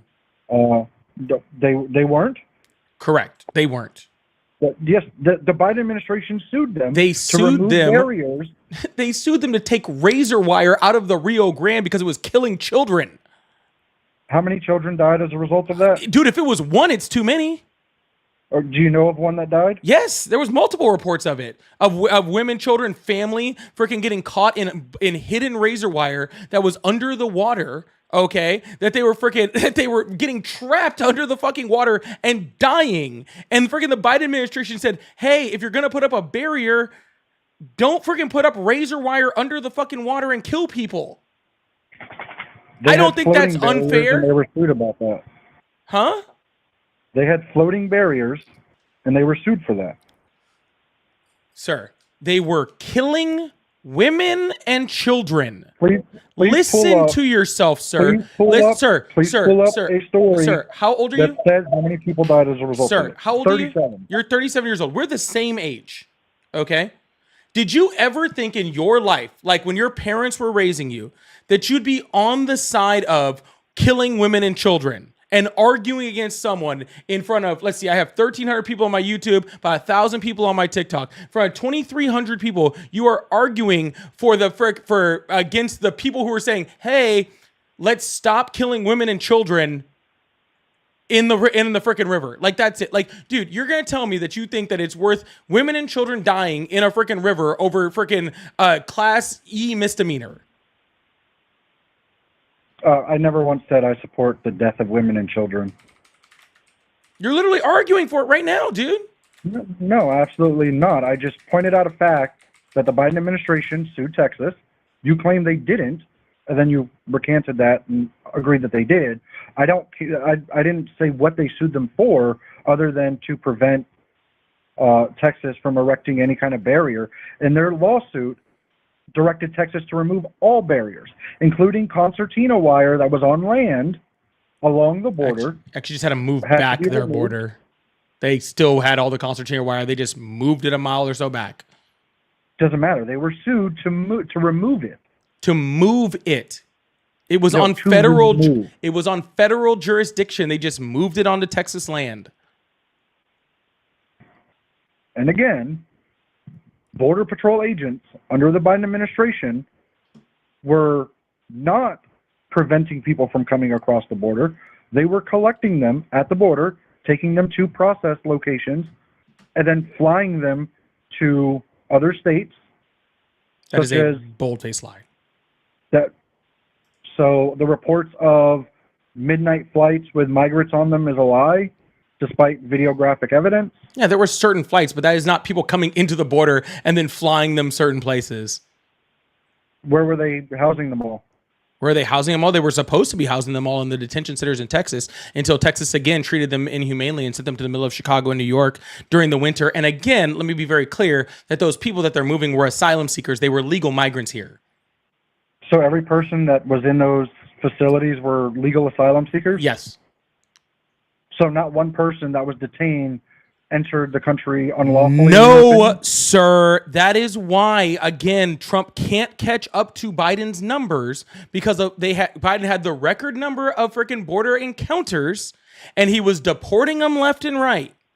Okay, he had almost 700,000 deportations just last year. 685,000, if my number's 100% correct. Because every time they caught someone that was showing up at the border that wasn't there lawfully, they sent them back home. And if you showed up and were seeking asylum and you didn't have a valid asylum claim, they sent your ass back home and deported you. Okay? Well, yep, except that didn't happen. Except for it did happen. This is why there were 685,000 deportations last year under the Biden administration. And right now, Trump can't even hit 300,000. That's why he's freaking out and going into all these ICE raids, because he can't catch up to Biden's numbers. Because again, Biden was shipping off people at the border. Okay? Let me ask you a question. How many people, under the Pew Research and Council for Immigration Control, how many undocumented immigrants are projected in this country right now? I would say probably around 20 million. It's 11.7 million. 11.6 million, I'm sorry. And how many of those came in under the Biden administration? What, 5? 1.7. Nah, I I'm don't know not about asking that. your opinion. It was almost 800,000 under Trump's first term. Okay, this is not some crazy number of people. Biden just letting undocumented immigrants let's open the door, let's let people in. It wasn't happening.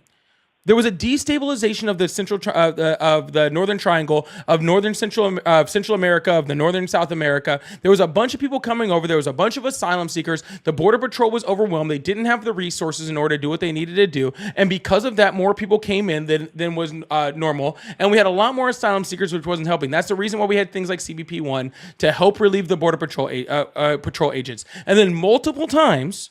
3 different times during the Biden administration, he tried to give more money and more help to the Border Patrol to be able to secure the border more. Republicans stopped him every single time.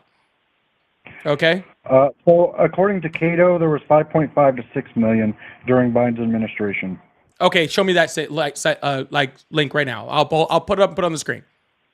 Cato.org. The name of the report is "What if there were more than 30 million illegal immigrants?" That was published April 30th of this year.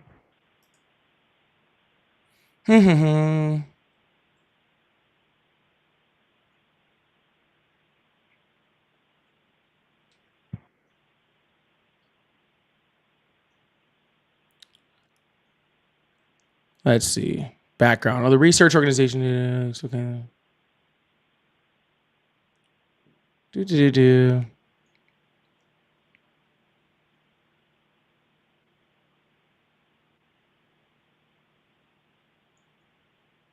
All right, let's see.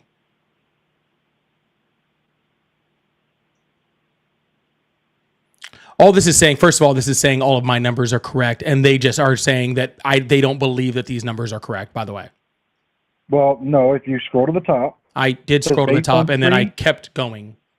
I will read. No, based sir. On pre-2020 population trends, net immigration exceeded estimates by about 8.7 million, with illegal immigrants accounting for about 2/3 of the increase. Yeah. That means there was a net increase in the illegal immigrant population. The residual methods is unusual and perhaps insensible because of its assumptions. Regardless of the true number of illegal immigrants, it's almost certainly higher than 11 to 12 million, which is the number that is by every single other group.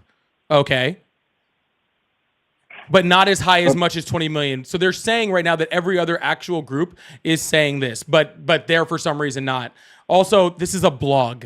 This isn't research. So again, based on the pre-2020 population trend. This isn't research. This is a blog. It literally is cato.org/blog. Literally, the top of the screen says blog at blog home right there. This is just an opinion piece. This isn't data. This is some guy looking at data showing all of my numbers and then just saying I disagree with them. All right, let me pull up homeland.house.gov. It literally says blog right there. Blog home, blog. cato.org/blog.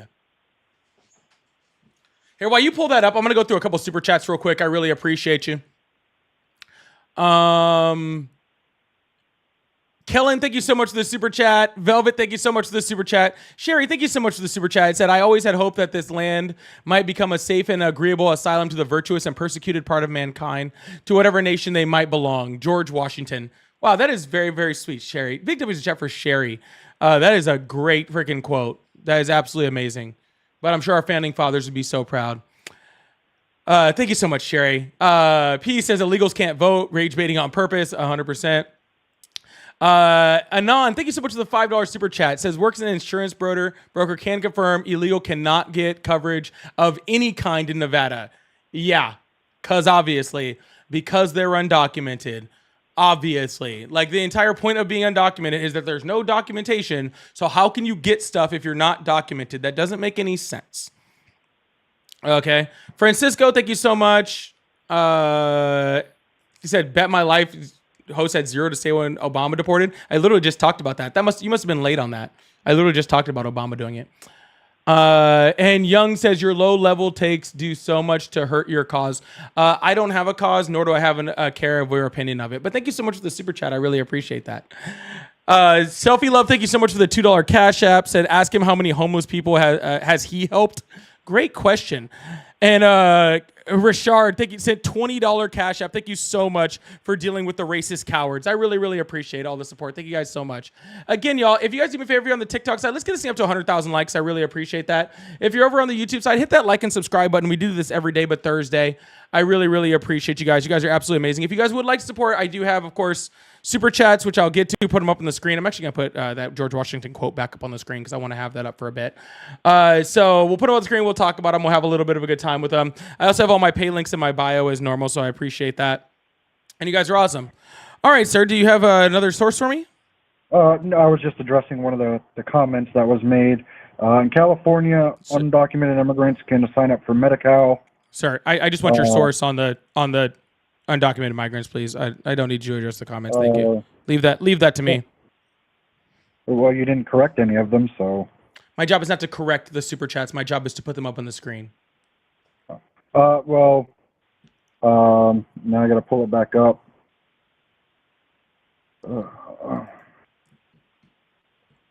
And as to the one person, no, undocumented immigrants can't vote, but they do affect the electorate. So my source, they sir? still have an effect. I'm pulling it up. They do affect the electorate, so affecting elections.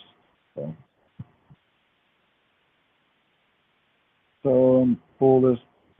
That's Pew.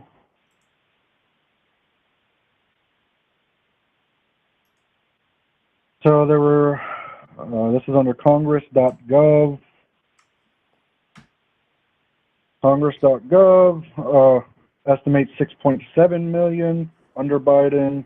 Congress.gov is not a research site that is people in Congress just saying things.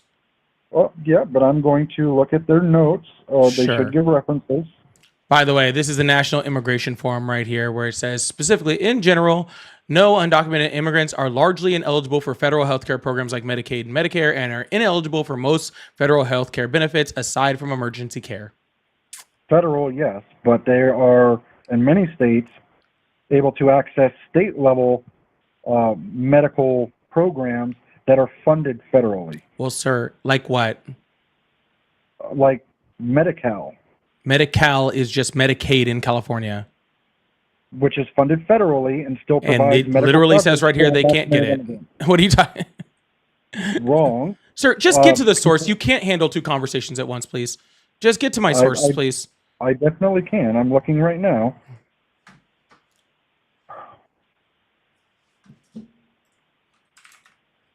So this is, here we go. Homeland. No, I actually read the whole thing on that. Actually, Donald Trump is actually trying to stop. So there is parts of Medi-Cal that can go to undocumented immigrants, but that is specifically just out of California's budget and is not in any way a federal budgeted thing. And Donald Trump hates immigrants so much that he's trying to get California to stop using their own funds to help undocumented migrants, and he's trying to reduce federal funding to the state if they don't stop using state funds to help migrants.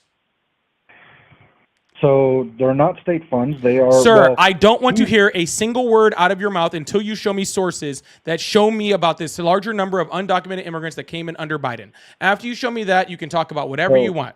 Homeland.house.gov. House.gov. Homeland Security is not. Okay, show me. What do you got? This is a report from Homeland Security. It notates, let's see, 8.72 million 10.8 million encounters nationwide just for 2021. 2 million gotaways, known gotaways. That doesn't include the people who were not caught or who weren't known. Only half were at ports of entry. Where's their data that they're backing this with, or is this just somebody on Congress talking? This is according to CBP and DHS OIG report.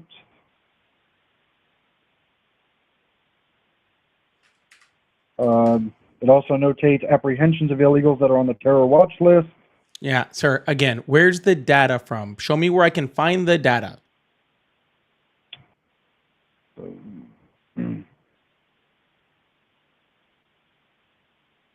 Well, it's a PDF, so Okay. it's Office of the Inspector General. Gotcha. So again, this is Congress just talking. Okay. Congress can go up on the congressional floor and say whatever they want. Okay. This is a DHS report. So that's not just Congress. This is a report issued by Then Department of how Homeland come the Security. Customs and Border Protection disagrees with them? Where do they disagree with them? On their website, where they list every single encounter and every single status of every single one of them, and their numbers show about 1.7 million under Biden. So do you not believe that gotaways exist or that people enter without Sir, gotaways is a ridiculous term, but if you really want to use them, okay, you really want to use the term gotaways, that's fine. But the term gotaways specifically means that you can't count them. No, they're counted. The known gotaways are counted, but the people who enter and are not. Yes, and that goes into my 1.7 number, sir. Those numbers are calculated based off of the people that we see and a projection of the people that we don't. That's how they project those numbers. Yeah, I don't believe those. I do not give a shit what you believe. Okay. Again, there are so many data sources out there that show these numbers, and you just don't want to believe them because they don't fit with your worldview and your rhetoric and what you've been brainwashed with. Okay. But no matter how much you don't believe them, it does not change that that's what those numbers are. Okay. You can stick your head in the sand. Okay. And hold your breath and say, I'm not going to listen to any of this stuff. And that's fine. Okay. I am not here to force you to believe the truth. Okay. I'm here to show you and show everybody here how your complete disregard for data is why people vote the way that they vote. Because your complete inability to believe anything that is actual factual data and is not, pumped into your bloodstream by Trump or whatever, media is on Fox News. Okay, is the problem here. And this is why we get people like Donald Trump, because of your refusal to believe just simple facts. Again, sir, you could easily, again, and this is how sad it is. And this is really the truth. Okay. This is really the truth. You guys could win the argument for Donald Trump as far as immigration. But instead of actually sticking to the actual facts and trying to actually have a conversation on those facts and show me how those facts are actually beneficial for America, instead of doing that, you just try to argue these ridiculous numbers because you think it makes your argument better. It doesn't. Okay?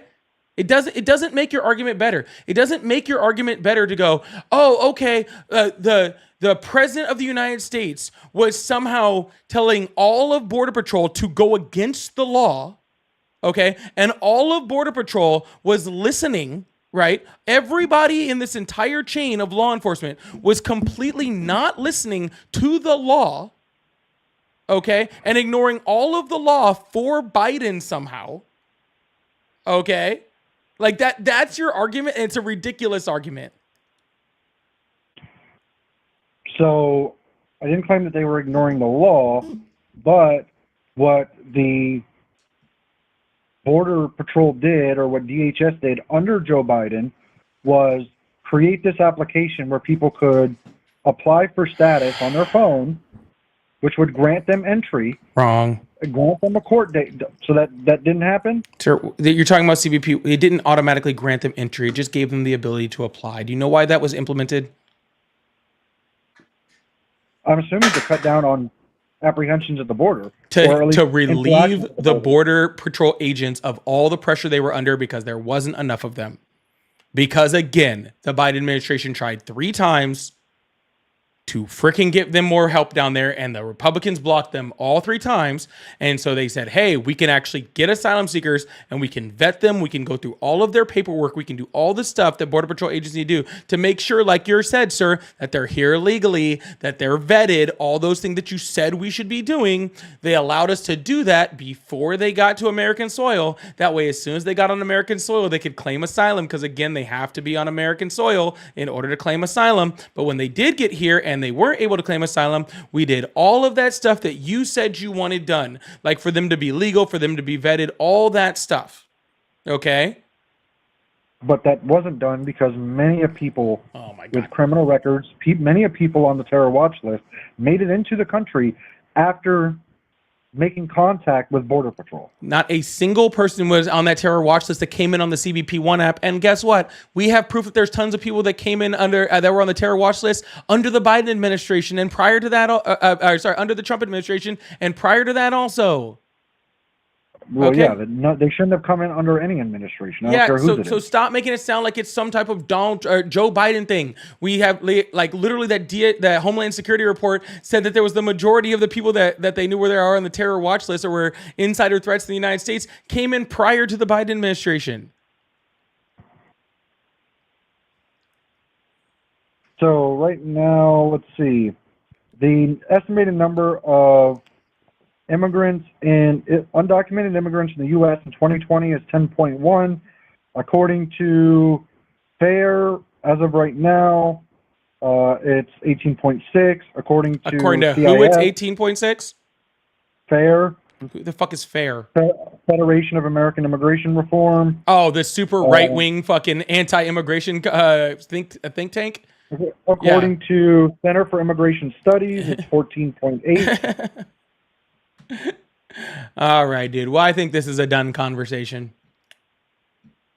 So, are you saying CIS is wrong? Sir, again, do you need to go ahead, show me again where the last data you pulled up was a fucking blog. What are you pulling up now? This is, again, Center for Immigration Studies. Estimates 14.8 as of May 2025. And again, FAIR has it at 18.6 as of March of 2025. Why do they sound funny? Center for Immigration Studies. Why have I heard them before? Oh, yeah. Extreme right-wing, low factual reporting. That's right.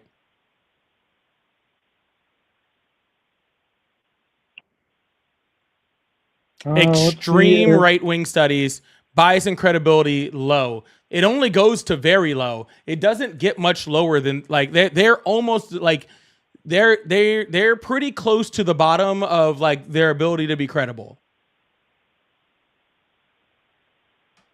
I didn't know it got that much lower. Thank you guys so much for the aliens. I appreciate that. So does CBP have an estimate of how many's in the country right now? Mm-hmm. So does Pew Research Center. So does oh, what's that other one? Why am I blanking right now? Anyways, there's another one right now too. There's another really good one. Well, the last thing I saw from Pew was 2023. So no, Pew has data out for 2024. They've updated. There's another one that has good data out there. Immigration. What is it called?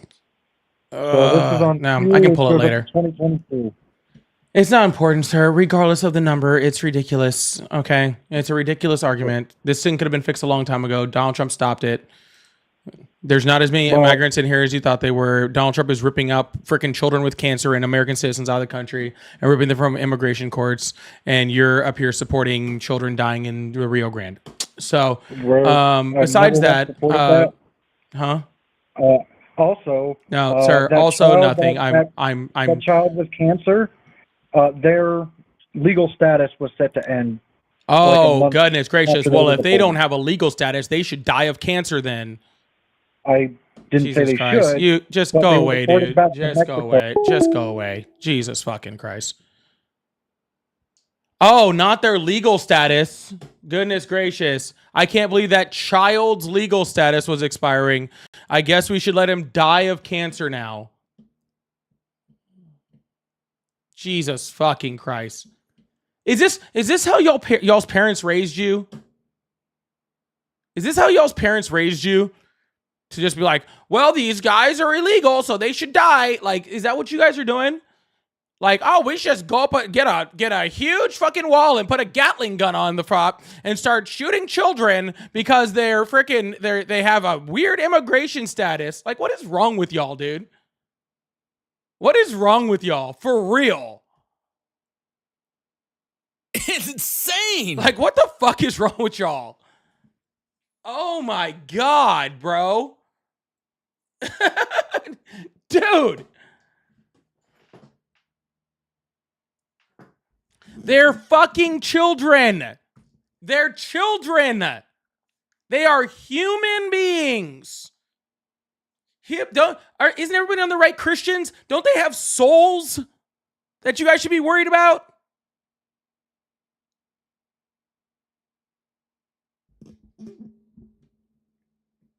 Doesn't the Bible say something about fucking what you do to the least of my children? Doesn't it say something like that? If I remember my Bible correctly? Or does it say, oh, freaking only bring in the aliens from other countries if they're fucking, if they have a good legal status, y'all would deport Jesus, bro. Like, I swear y'all would deport Jesus. Oh, he's brown. He's from the Middle East. He's probably a terrorist. Y'all are fucking ridiculous, dude. It's fucking crazy. Oh, anyways. Chris, thank you so much for the super chat. I really appreciate that. Chris, as a lawyer working with marginalized, I don't get to speak mind as much as I'd like to publicly running a business. Thank for speaking for my clients. Absolutely, Chris. I really appreciate that. Thank you so much. I'm glad that I get to do it. And if I'm ever wrong, make sure you send me a message. I'll be more than happy to correct myself. Love having good lawyers in my pocket. Make sure you join my Discord, man, because I love having good lawyers in my pocket. It's always great to help me with these arguments. So thank you so much, Chris. I really appreciate that. W's in the chat for Chris. W's in the chat for Chris. Did I miss any other super chats? Shannon, thank you so much for the 199 super chat. Said they get so mad when their facts ain't facting. Yeah, they sure as hell do, man. They sure as hell do. All right, how long have I been on? All right, well, that I think that conversation went way too long. We're gonna get this going. Oh, excuse me. Minden Hearts, thank you so much for the subscription. And I saw Princess Verna. I knew she would. Thank you so much for the subscription. I knew that she would.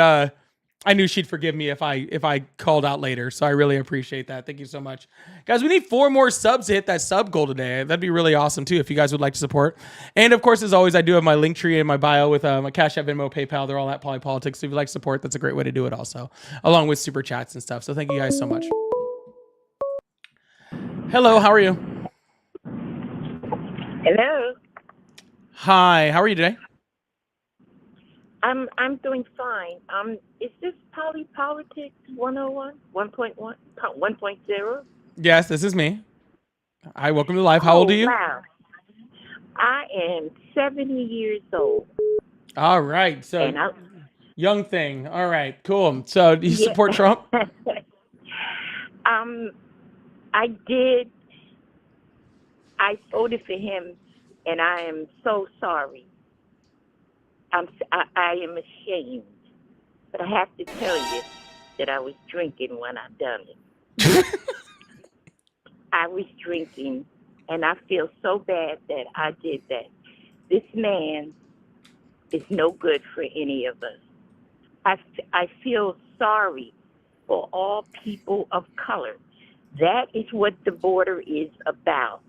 And that's why every Trumpster that calls in talk about immigration. Number 1 on their list. Number 2, abortion.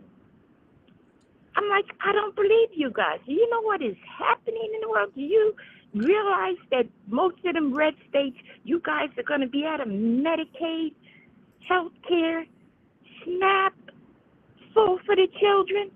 You're going to be crying next. You're going to be crying. This is terrible that people are not paying attention to what's going on. And stop lying, you guys. When you call in, tell the truth. I'm happy they're getting rid of the folks of color. You know, this is a white man's country. I don't think so. I'm black. This is mine and my people. Listen, sweetheart, I'm not going to hold you on the phone, but I do want to tell you, if I was about 50 years younger, your girl would have a problem. Of course, I really, really like you. I do. I know I'm 70. But listen, don't mean nothing. I'll find you. I'll find you. You're in Florida somewhere. I'll find you. But listen, babe, I do want to say I want to thank you for educating so many people. Of course, you sure helping me. You know, you never stop learning. But I'm going to get you off the line, and I just want you to know that I love you. Thank you so much. You have a wonderful day. W's in the chat for her in here. Big W's in chat. Ari, you better start watching out over here, girl. You better start watching out over here. You might get some competition up in here. All right. That was some great comic relief. Woo! Woo, she said, you got 50 years younger, girl. All right, better watch out.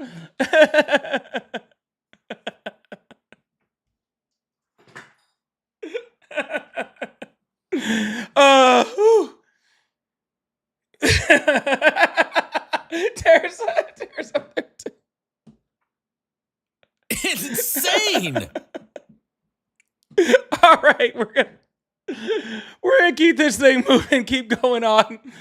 Woo! All right. Oh, man, all right. I needed that today. Happy Wednesday to y'all. All right, I'm not reading these comments right now. Jonathan, welcome to the team. Welcome in. Thank you so much for becoming a paid member over here on YouTube. I really appreciate you. Make sure you join the Discord, man, and put that you're a paid member over there. Get special access. We're BSing in the chat over here about grannies, so you'll want to come join the party. So make sure you come over here, and that goes for any other of my paid subscribers, paid members. Make sure you join the Discord and let me know that you're part of the team over here, and we'll add you to all the fun chats and stuff like that. So I really appreciate you. But thank you so much, Jonathan. I really do appreciate that. We're getting real close to that number. We're going to be able to do a giveaway over here. And Chris, thank you so much for the super chats. Another donation to piss the racists off.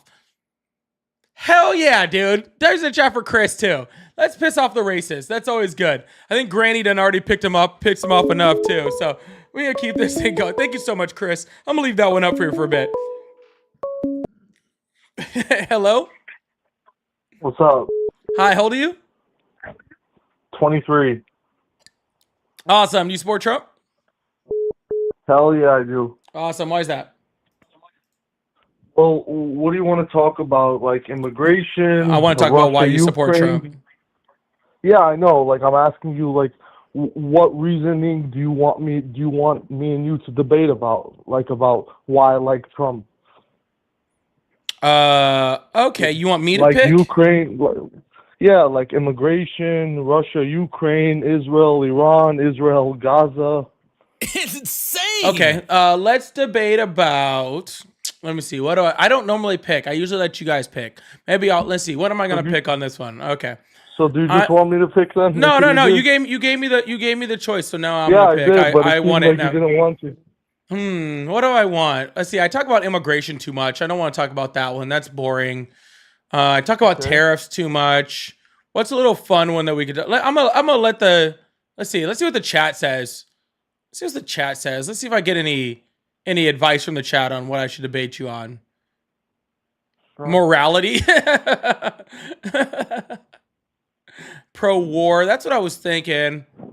Constitution. The Constitution's a good one. Gaza, Ukraine, the big beautiful bill. That's a good one. Actually, let's do that one. I haven't gotten to argue that one lately.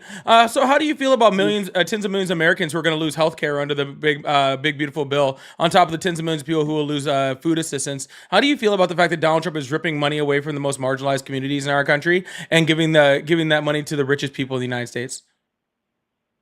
So first off the rip, I just want to let you know, I don't know too much about the big beautiful bill. I mean, at the end of the day, like how many hundreds and hundreds and hundreds of pages is it? I mean, I don't think any of us knows the inside and outs of the bill, including senators, including congressmen, including lawmakers. Probably Trump himself probably doesn't know what the whole bill is. So that would be kind of hard for me to debate.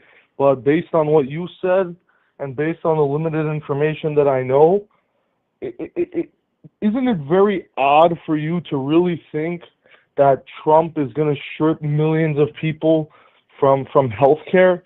it's not as simple as you just made it out to seem, and how like mainstream media is making it out to seem at this point.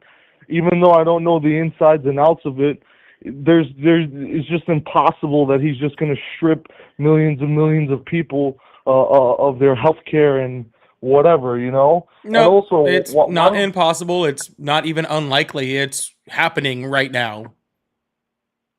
okay, give me an example. What makes you say that? What makes you think that? What Well, the evidence work do you requirement see to alone, I support? think, is enough to do it. And we've seen that example happen in individual states. I believe it was Arkansas was one of the last ones that did it, where they tried to increase the work requirement to try to weigh out Insane. people and give these ridiculously high, like work requirements in order to be able to receive Medicaid, even though it's rated that only like 4% of people that are on Medicaid don't work already. But it ended up just in the state of Arkansas dropping 18,000 people off of their Medicaid. So if you apply that exact same idea, and actually these rules are stricter than Arkansas's, if you apply that across the United States, we're talking about, a ridiculously high number of people, and that's just based off of that. And that was only over a 5 year, I believe 4 or 5 year study of that part of the bill. If we, take this over the next decade, then it's going to be even worse.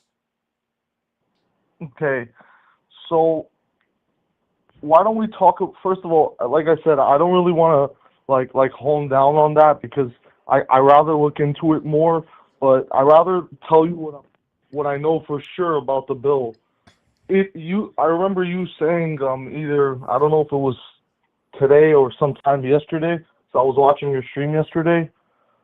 You said something like it's going to destroy middle and lower class families, which is highly not true. I mean, if you look at it, he's doing a tax cut not just for billionaires and rich people. It's going to be for the middle class and lower class as well. Like with those with some of the tax cuts that he's doing. So I don't know if you heard of that or if you looked into that, but that's guaranteed. Sir, the tax cut is an extension of his previous tax cuts. Right. Yeah, so but it's not an now extra it's tax cut. It really, that's where he's claiming all of this money is coming from. It's the difference in between him passing an extension of his tax cuts and then not passing anything. But as far as you're talking about, as far as your and I's, his previous term, if you're talking about taxes, like as far as like how people in the middle class like myself are going to see, there's not going to be any difference. Deductions, write-offs. Bro, I'm currently a 1099. I work on behalf of a health insurance company. I see patients at their homes and stuff. So, you know how much this will help someone like me, middle class, like write off like more car expenses because I use for work. I take the car to work every day to see the patients. You can write off what is it, gas. You can write off like everything, like brake pad, like thousands and thousands of dollars a year. This is not like 2, 3, 4, 5,000. Sir, what provision in there is going to allow you to write off stuff that you don't already have the ability? Because these all seem like things that I can write off right now. Right. Yeah, 100%. But what you don't point out is that in the tax code before this bill, you can only write off up to 40% deductions. In the big beautiful bill, you are able to write off 100% of your tax deductions up to a certain amount, which is, I think it's like 60. No, it's actually way more than that. I forgot the exact number, but it's well. Well, hold on. Stand by. Yeah. Look, I'm not saying I'm a professional in this bill, okay? But I do at least like to live in, some sort of logic. And I know damn well there's nowhere in this bill where you can write off 100% of your deduct. There is no fucking way that you can write off 100%. There ain't no way in hell. Let me get that straight. Not 100% of all taxes. 100% of write-offs. So, for example, if you own a business, so technically I own a business. Even though I work for someone, I technically work for myself. Since I'm currently not under a W-2, I'm under a 1099. In other words, even though I'm working for a company, I technically work for myself because I'm self-employed. I choose my Sir, hours. I know what a choose how many- 1099 is. I'm not Right. confused on what a 1099 so is. Okay. I'm gonna clear you up right now. I'm not saying 100% you can write off of everything, all your taxes, but I can write off 100% of the taxes that are my expenses for my business. You could already do that. No, only up to 40%, my guy. I told you this already. Before Sir, only do you up think to that when you file a 1099, like as a 1099 employee, you're saying that you go like you give all of your deductions to the government, and they're like, well, only 40% of these deductions work, and the rest of it go? That's not how that works. Okay, it's an amount of your tax revenue that you can write off, no matter how many expenses you have. Dude, I am not even the tax guy. Point. Like, don't make me bring Ari in here because Ari's gonna hurt your feelings. But no. Listen carefully. You just proved my point. You listen. If you go to an accountant, he can't write off. Like, for example, if you have more business expenses that you want to write off more than what the tax code allows you, the accountant won't input that into the system to deduct, because he or she, the accountant, knows that it's only up to a certain amount. They do it all digitally through a system. yes, it's a certain amount of money. It's not a certain. It's a certain amount of money from your taxes based off of your deductions. Okay. It's not 40% of your deductions. What are we talking about here? And again, sir, all of that was legal prior to this bill. No, okay. Again, let's just clear this up, and then I think we should move on to something else. So, look, let's make it very simple. I will be saving thousands of dollars every single year. Me personally, the guy you're talking to on the phone, one-on-one right now, I will under this provision, I will be saving a lot of money. I was paying thousands and thousands of dollars in taxes. If I can write off 100% of my business expense because I'm a 1099, I'm going to save much more money. Do you understand how that's a huge difference, or you still don't understand? I understand 100% how it's a huge difference. I'm saying it's not happening. If what you were saying existed in real life, then I 100% agree that it would be a lot of money that you'd save. But that's not real in real life where we live as human beings on this planet. That's not real. Like, I don't know what. Let me pull it up for you, and then I think exactly. I'm pretty sure what you're describing is tax fraud. I'm pretty sure. Okay, bro. Let me just pull it up. Okay. Do you want to like read your super chats or whatever for a minute if you have any? Sure. Why not? You know what? Why not? Maybe I'm about to get educated because I've read a lot of tax stuff in this bill, like the majority of it, and I don't think I saw anywhere in there where you could write off 100%. First of all, let me be very clear. That would help me. Okay? Exactly right. My point. This is how I know it doesn't exist, because if that existed, I would know about it by now. Okay? Like, if that existed, I would know about it right now. You know what it seems like? Yo, Paulie, you know what this seems like? You're going to be a very happy man when you find out that this is true, aren't you? Sir. Well, when I pull up your stream the next time, will I hear you talking about how beautiful this is? No, I would still say it's horrible. Why? You'll be saving so much money. Because I don't concentrate myself just on me. Hold on. No, sure. Sam. Okay. Anon, thank you so much for the super chat. Said, caller, fake info, reality, no more free lunch at work. P.S. I'm so glad you have the level of calm you do, because I'd rage. Keep being awesome. Thank you so much. I really, really appreciate that, Anon. Thank you so much. And Chris, oh my God. Huge W's in the chat for Chris. Chris just sent with the $100 super chat, donating $100 so that MAGA people in the chat will understand that I'm more successful than they are and get sad, and that no matter how much they try to screw over the most marginalized amongst us, their lives will still fucking suck.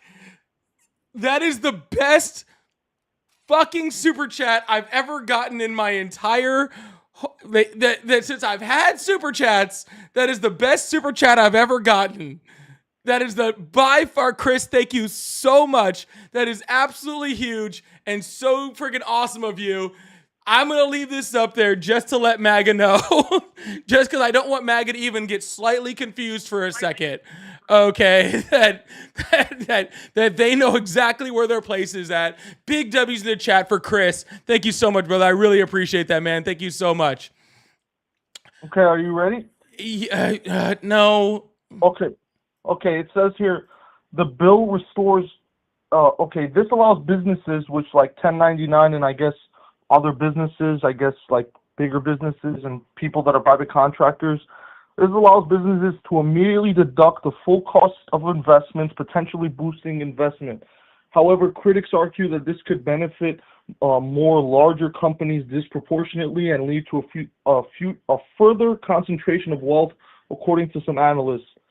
Some analysts also say that the dynamic. Where are you reading from? Bill shows I'll let you continue. I just want to know where you're reading, so I can pull it up.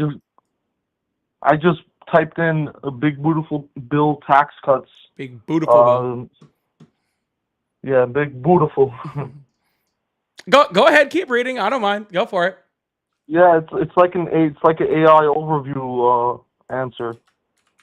And yeah, I mean that's basically it.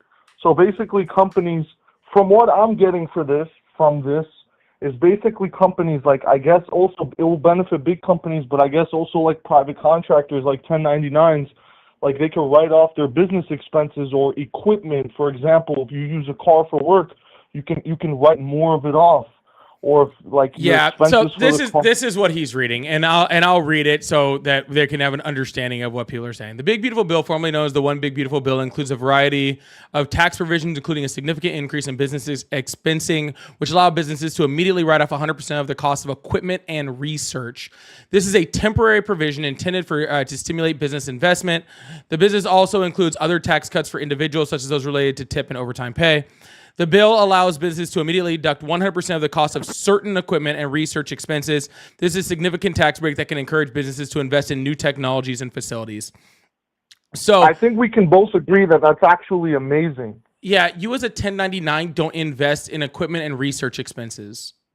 What do you mean? Equipment? This is specifically a tax credit that is specifically for investment within your business, right? So if you're trying to do like research and stuff like that. Okay, wouldn't you agree an investment would be a car to be able to get to your patients? No. How is that not an investment? No, that's an investment. Sorry, that's not a research expense. Right, but you said investment and research expense. An investment in research and equipment expenses. Is that what it says? Yes, an investment into them. Let me see if I can find where I read that exact spot. Bro, I read this basically the same thing you're reading. This is a significant tax break that can encourage businesses to invest in new technologies and facilities. Right, new tech. So basically, why wouldn't a car is not new technology or like equipment you need for your patients, like whatever you may need. Sir, if you're doing the research and creating the equipment that your patients are using, then I think that you'll probably save a lot of money. Okay, I'm not doing. I'll show it in the chat. I don't care. It doesn't bother me. I'm not doing research and creating and shit, but I am spending a lot of fucking money to be able to work this job that I'm not getting full deductions for. There are tax benefits in there for corporations. If that's the whole part that you're trying to get at, is that there's tax cuts in there for corporations, there is. Okay. Okay. I'm not denying that. Okay. But there's a big difference between are there more tax benefits for corporations and can you write off 100% of your stuff? Like those are two very different things. There is obviously business expenses in there that are helpful. Yeah, of course there are. Okay. Polly, let me just say something. I think we should move on to something else because it might get boring for the viewers. Let's say for instance, you were to open up a business tomorrow. Okay. You were to invest in a business, you were to buy the equipment, you were to buy all this shit you need for a business, and guess what? If this provision wasn't in this bill, then you would be, at the end of the year, you'd be paying probably tens of thousands of dollars more than if this bill was enacted. Then how the fuck is that not something amazing? Yeah, This will help small businesses. tens of thousands of dollars is very subjective. Okay, that very, very much depends on the business and how much Right, and but how let's much say a you're small actually business- coming up with taxes. Okay, Right, but there are right. tons of freaking business expenses that again you can write off right now, and there was tons of different Let me business. just say one last There thing. was tons of different Let me just business say- write-offs that were coming under Kamala Harris. And again, I already said that there are things for corporations in this bill that are going to help small businesses, and for those types of things, I'm fine with them. Okay, the problem with the problem is that these exact business expenses are specifically tailored to make sure that the largest businesses in this country, the biggest corporations in this company, get the biggest benefits out of those. Are there some residual freaking That side sounds effects like that you help have an small agenda. businesses? I'm sorry, bro. You can make I'm it sorry, sound that like sounds it all like- you want. Like I don't care what it sounds like I to mean, you. The truth of the Tommy, matter is listen, that those things listen. are going to affect companies like Walmart and Target. Please to a stop vi- grandstanding, bro. Let me just Oh. get something in. Okay. You These type of benefits are going to affect businesses like Walmart and Target and all this sort of stuff, and they're going to save tens of millions, if not tens of billions of dollars that are going to be, in these tax cuts across the board. And yes, because of that, there will be freaking businesses for small businesses, including mine, right? Like, I'm not saying that they won't. There are going to be businesses the small businesses that get major benefits from those things. I 100% agree with that. I'm saying that we could have easily given those benefits to small businesses without giving them to the largest corporations in America, because that actually takes away, because when you have a small business that is actually given tax cuts in order for their ability for them to expand, if you give giant tax cuts to corporations for them to do the same thing, then those small businesses can't succeed the way that they should, because again, they're competing against the large corporations.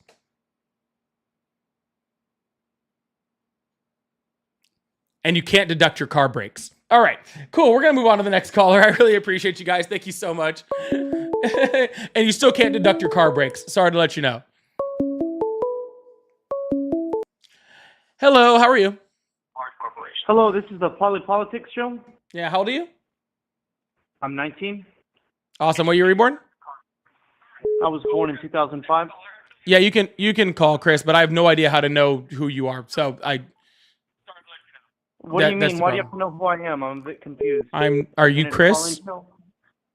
No, I'm not Chris. I'm Then I someone else. wasn't talking to you. Oh, I'm sorry. Sir, I'm sorry. There's a misunderstanding. Yeah. Yeah, Chris, I just don't know how. Again, it's just ringing with numbers. I don't know. And please don't put any information on here that I would see. Are you the host of the show? Or are you? Is it actually you? No, I'm just the secretary. Oh, I see. Yeah. Paulie's pretty busy at the moment. I see. Yeah, that makes sense. Yeah, he's But out there I'm just, not- just going at people, and sometimes it's, it's really hard to, get a hold of him. I try sometimes I can't even get a hold of him. I ring his phone. It's just very difficult. Yeah, so I understand. yeah, it's really rough. But maybe we'll get can you please hold for a sec? Sure. Awesome. All right. Well, I literally have him on hold right now because I don't know. I just think it's funny. And yeah, I'm gonna let him up for a second, and then I'm gonna, just continue going.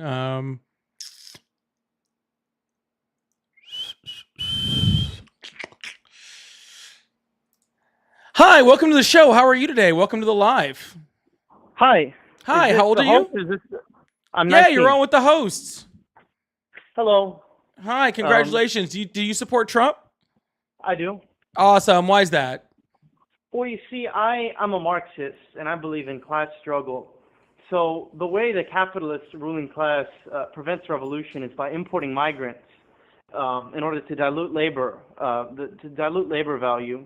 Because if you bring in migrants, they bring in cheap labor, cheap service industry labor that allows you to, go eat cheaply at a restaurant, get cheap fruits, etc.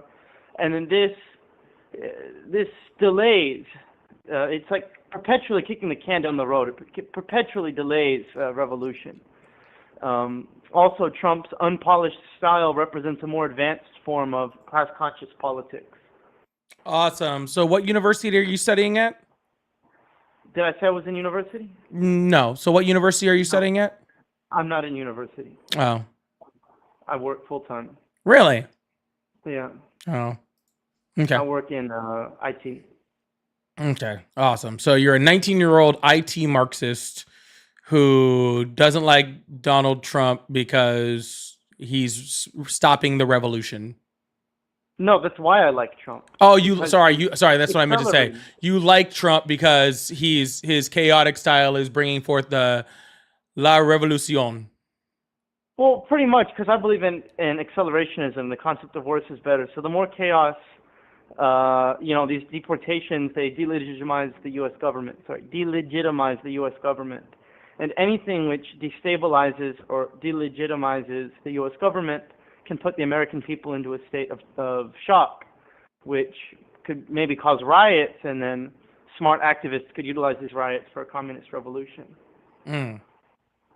It would be hard. A communist revolution Oh. isn't something like it's not a dinner party. A lot of college campus. I don't interact with these college campus Marxists because they think Marxism is like being gay and like loving transgenders. You It's sound not like what a college Marxism is campus about. Marxist. That's why I asked you what college you go I to. see. Well, true Marxism hates gay people. You see, because the ideology of homosexuality is a liberal ideology. It's not a Marxist ideology. Marxism is about being manly. Like Stalin, you couldn't be gay around Stalin. Come on, he didn't tolerate that. He actually made abortion illegal in the USSR. Of course, it was later brought back. Hmm. Okay. Well, you have fun with that, okay? Okay. All right, Is man. there anything Enjoy more? IT. Well, there's more. Don't There's more forget I'd your like to talk about. don't forget when you're when you're installing that antivirus to make sure that you fight for the revolution. All right. What would you Cool. like to counter what I say? I mean, I'd like to have a discussion. No, I don't want to talk Hope to so you. soon. Yeah. Cool. All right. We're gonna keep this thing going. Really appreciate you guys. Thank you so much. Chris, you can call Chris. Are you in my Discord yet?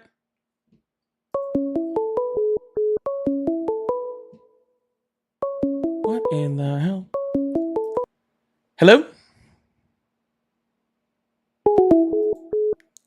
Sammy, it works. You just gotta get in. That's all it is.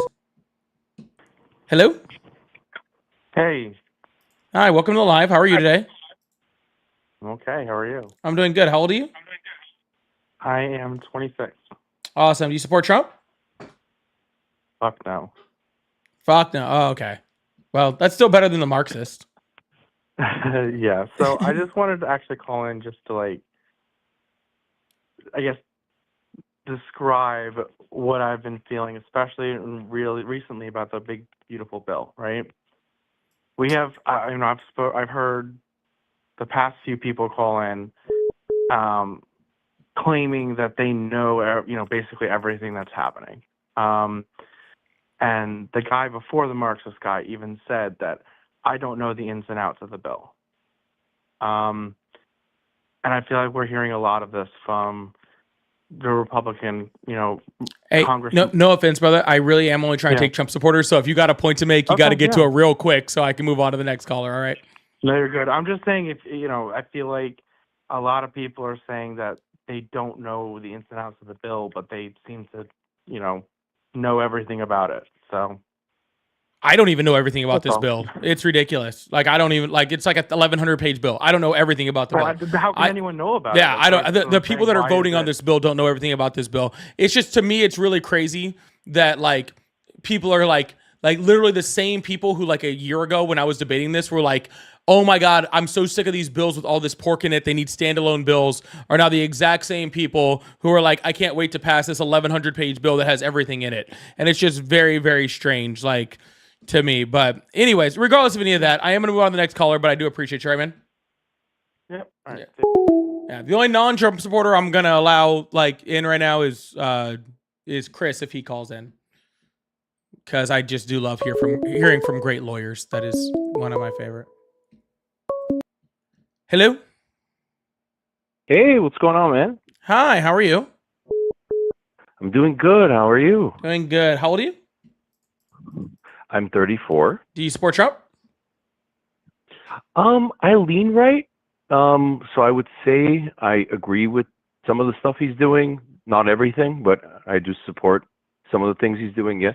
All right, real quick. Phil, thank you so much for the $2 Venmo. It says, and the people buying from those large corporations have less discretionary income to buy from those corporations. Exactly, Phil. Nailed it. Thank you so much, Phil. 100%.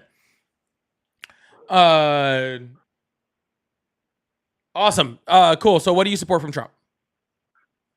Okay, so I just wanted to expand on the last two callers. I mean, they just kind of didn't sound too great, but I wanted to tell you guys kind of firsthand what I deal with on a day to day. So I own maybe 6 businesses now, and I live in California. And with wages keep going up, everything's going up. It's getting very, very expensive. I just want to tell you quickly the nature of my business. I own laundromats. I know that's really popular these days, and people think they are money printers, but the expenses are getting absolutely nuts.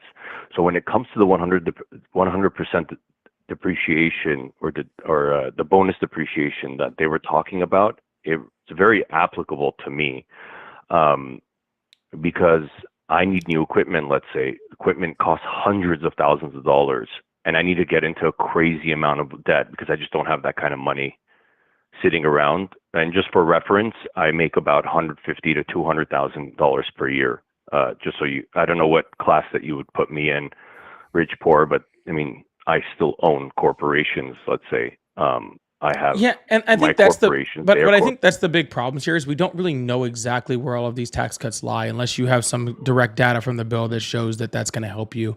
Because right now, from the data that I'm seeing in there, I'm not really sure exactly what these bonuses actually entail and who they actually are for. Like, it sounds like everybody to me is just kind of like, I can't wait for this to help my business, but it's not helping everybody. So you're 100% right. It's not helping everybody. And yes, 100%, the big corporations, like you mentioned, Walmart and all those guys, yes, they're going to get crazy deductions.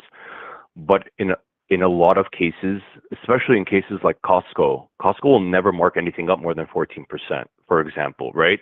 But if they can get a larger deduction on their taxes next year, guess what? Guess what Costco does? They never, ever mark up over 14%. You think they're not going to mark up? They might keep the prices the same, but most likely they want people coming back. They make their money off the membership, so they need people to keep coming. If they mark down their prices even more, and that's the more capitalistic view of things. And to expand on what you were saying, yes, we don't know exactly where these things are going to go, but what we do know is he did this in his last term, and it's set to expire. So basically, it was 100% deduction for a couple of years. Then it switched over that it was going to expire. So it went from 100 to 80 to 60. This year we're at 40. Next year it's going to be 20%, and then the following year it'll be 0. It doesn't mean that you're not going to be able to deduct anything. It just means now, let's say I purchase $500,000 worth of new machinery, which it costs significantly more, by the way, but just for argument's sake. And these machines last anywhere from 15 to 20 years. That means I have to deduct and through the lifespan of those machines, so 15 to 20 years, who knows if I'm going to be alive that long. And what it does is kind of deters me from investing more into my business. And economically, I think it makes sense for a lot of companies. Like for me, for example, I make a decent living, right? This is just going on and on and on again. I am going to stop you because I do want to actually be able to respond to something you're saying before you just move on to three or four other points. Okay, so. First of all, you're saying, oh, well, Costco could just lower their prices and all that sort of stuff when they see it. Yeah, they can. They won't. They never do. We've seen that across the board with every other company, regardless. And we're talking about even on Donald Trump's first tax cuts. I'm quoting all of the price increases that we've seen since Donald Trump put on his last tax cuts, which again was like a 14% or a 13% tax cut, a corporate tax cut in his first term, right? And we did not see prices lower. We actually saw prices go up. With all due respect, the craziest price increases I've ever seen was in the last 4 years, and under the other. And under the last 4 years, we were under Donald Trump's tax plan. Okay, so that's why I'm talking about Donald Trump's tax plan, because the last tax plan that we had, the tax plan that is about to expire, if Congress doesn't pass a new tax plan, is Donald Trump's tax plan.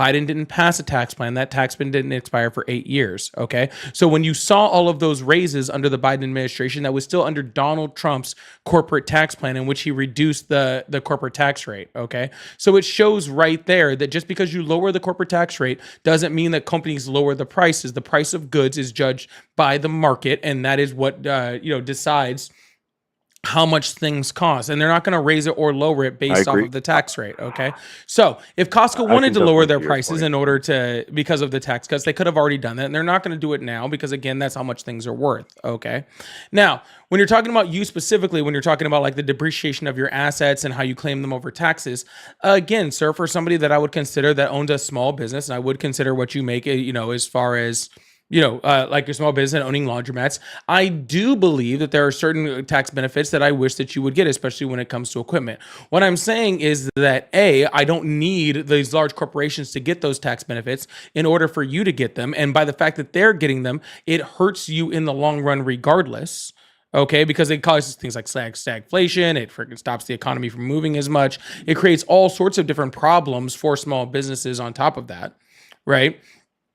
And on top of that, all these tax benefits that you're talking about, again, I haven't actually seen them anywhere in this bill to show that you're going to get any extra like huge tax benefits from a small business standpoint. Now, I know there are some, but from a small business standpoint, there's not this huge level of tax cuts for small businesses that's going to make up for all the rest of the money that's being funneled into the upper classes.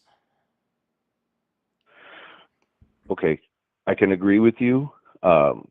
The tax plan. So I'm just going to just answer, or I guess rebuttal is the word. Everything you were kind of mentioning. Yes, we were on the Donald Trump tax plan, but excessive money printing and supply chain issues and all those things also attributed significantly to the price increases of things. Companies, I think, with good morals, like Costco, for example, that do not increase more than 14% on products, I think will have to, if the price of the cost of goods sold does come down. I think companies with good morals will decrease their prices, and I have seen some price changes in recent months. And then moving on, you mentioned. Sorry, I'm just trying to go based on what you said. You said a lot of great things. Where were we? As far as it makes the deductions permanent. So this 100% depreciation, for example, it makes it permanent long term.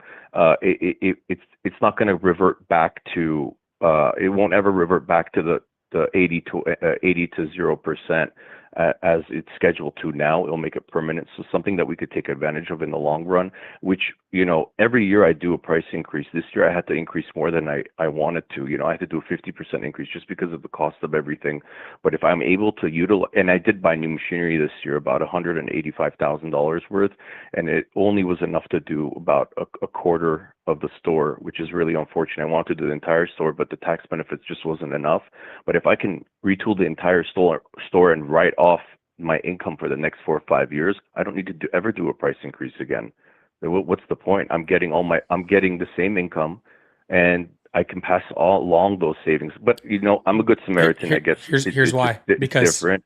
Everything else gets more expensive, and that's the reason why you have to increase your prices, because everything else around you gets more expensive. Okay, first of all, I know you like Costco and all that sort of stuff. Okay, corporation with good morals is an oxymoron as far as I'm concerned. Okay, Costco's job is to make money, and they're going to make money in whichever way that they think that whatever way they have to continue to make money, even if they only have have a certain percentage of raise or a certain percentage that they mark up items and all sort of stuff. They are still a corporation that's making money. So a corporation with morals, in my opinion, doesn't exist. Right now, you're right. You say that, like, I will say that there are certain small businesses that won't increase, increase their prices, and maybe that's yours. Okay, but the problem is that the rest of Donald Trump's tax plan, what it does over the long run is it increases prices, right? And increases prices across many things. That's especially when it's with his tariffs, right? So it increases the prices of all the things that you have to buy, the upkeep and maintenance of all the things that you have to, that use in your business. And again, sir, this might actually be something that benefits specifically you. But when I have these debates and when I'm talking about these things, I'm not talking about what specifically benefits you, right?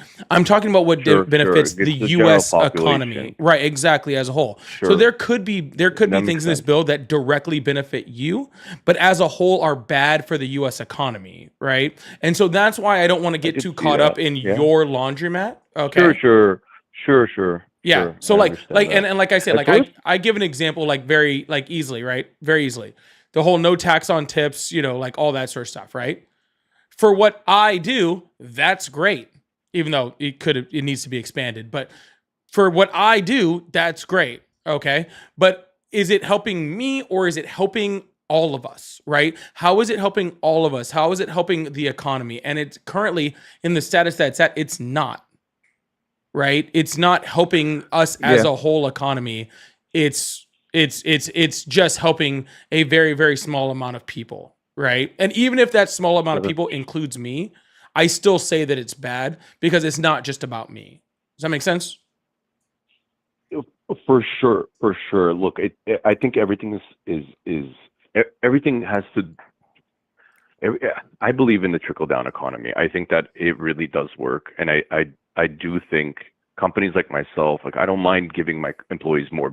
I mean, if they help me, if the government helps me with tax breaks and whatever else, and if I pass that along, I take care of my employees. I always tip them, and I tip them cash a lot of times. And to be honest, yeah, I know it's against the law, but I don't care. I don't want to pay tax on it.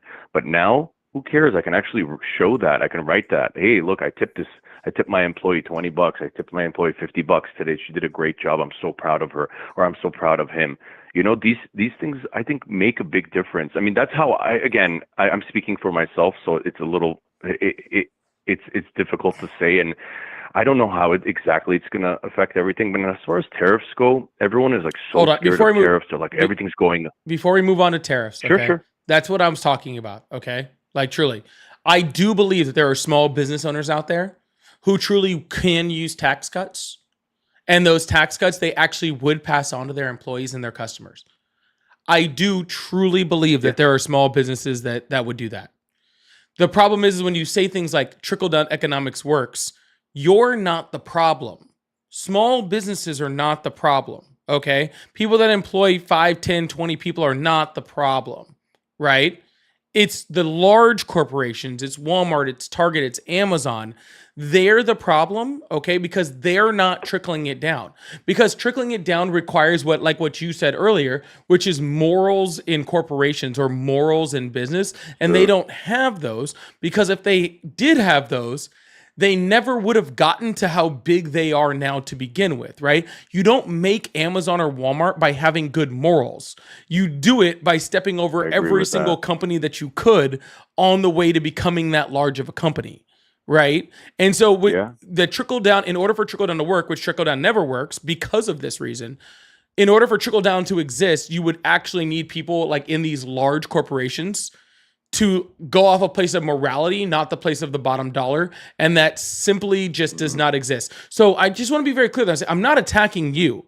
Like when I say that, I respect your argument and I like believe it. that. Yeah, I do truly believe that when you tell me like, hey, if I get a tax cut, I can expand, I can pay my employees more, I can keep my prices lower.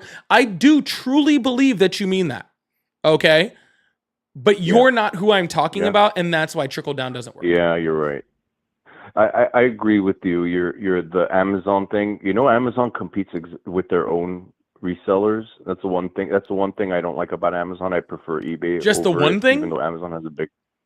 Well, it's one of the things that I hate about Amazon. Amazon is so annoyingly good at what they do, and I cannot stand them.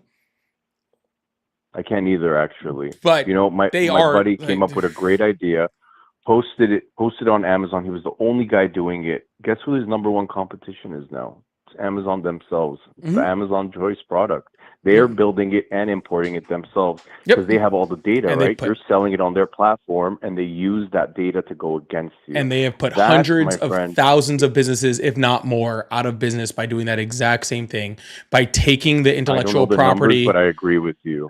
Oh yeah. Yeah, by taking the intellectual property of the small businesses that sell on Amazon and are forced to sell on Amazon, they take their intellectual property, they create it for cheaper, they sell it for cheaper, and then put those businesses out of business, and they do it consistently. This is the entire reason why we can't allow things like trickle down economics to exist, because exactly like what you're saying, they eat up small businesses. They're bad for small businesses, and this is why we need to incentivize small businesses and stop fucking incentivizing large corporations by doing the right thing.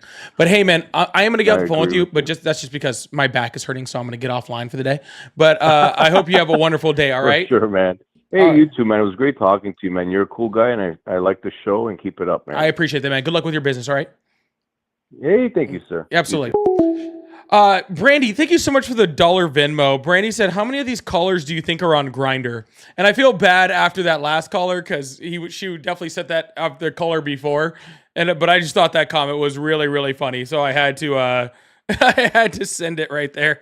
And Priscilla, thank you so much. The Dollar Cash App said Costco already raised their prices 100%. All right, y'all. Y'all, make sure you guys hit that like and subscribe button if you're on YouTube. Make sure you hit that follow button if you're over here on TikTok. Chris, I am going to get you on this live. Again, join the Discord. We'll get you on sometime.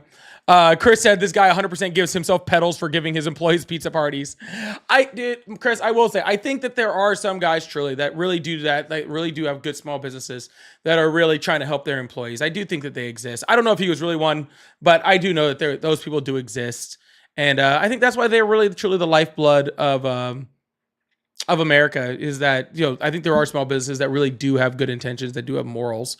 Whether he was one or not, I don't know. But we have to stop the people that are, making the hundreds of billions of dollars a year like Walmart in order to allow certain companies like that in order to be able to do it. You know what I'm saying? So, so we'll see. I don't know. He might have been cool, man. There are some cool ones. So we'll see. They do exist. All right. Not everybody's not everybody's bad. So anyways, y'all, I am off tomorrow. So I will see you guys Friday around, I don't know what time I'll be on Friday, because I'm off work on Friday. I'm off work on Friday, so I don't know what time I'll be on. Join my Discord. I'll tell you on my Discord where, sub giveaway. I did my sub giveaway last night. But all right, cool. I will see you guys tomorrow. Or no, I won't see you guys tomorrow. I'll see you guys on, I just said I won't be on tomorrow. I will see you guys on Friday. Love you guys. Bye. Oh, I forgot I didn't update the sticker. I'll update the sticker later. Love you guys. Bye.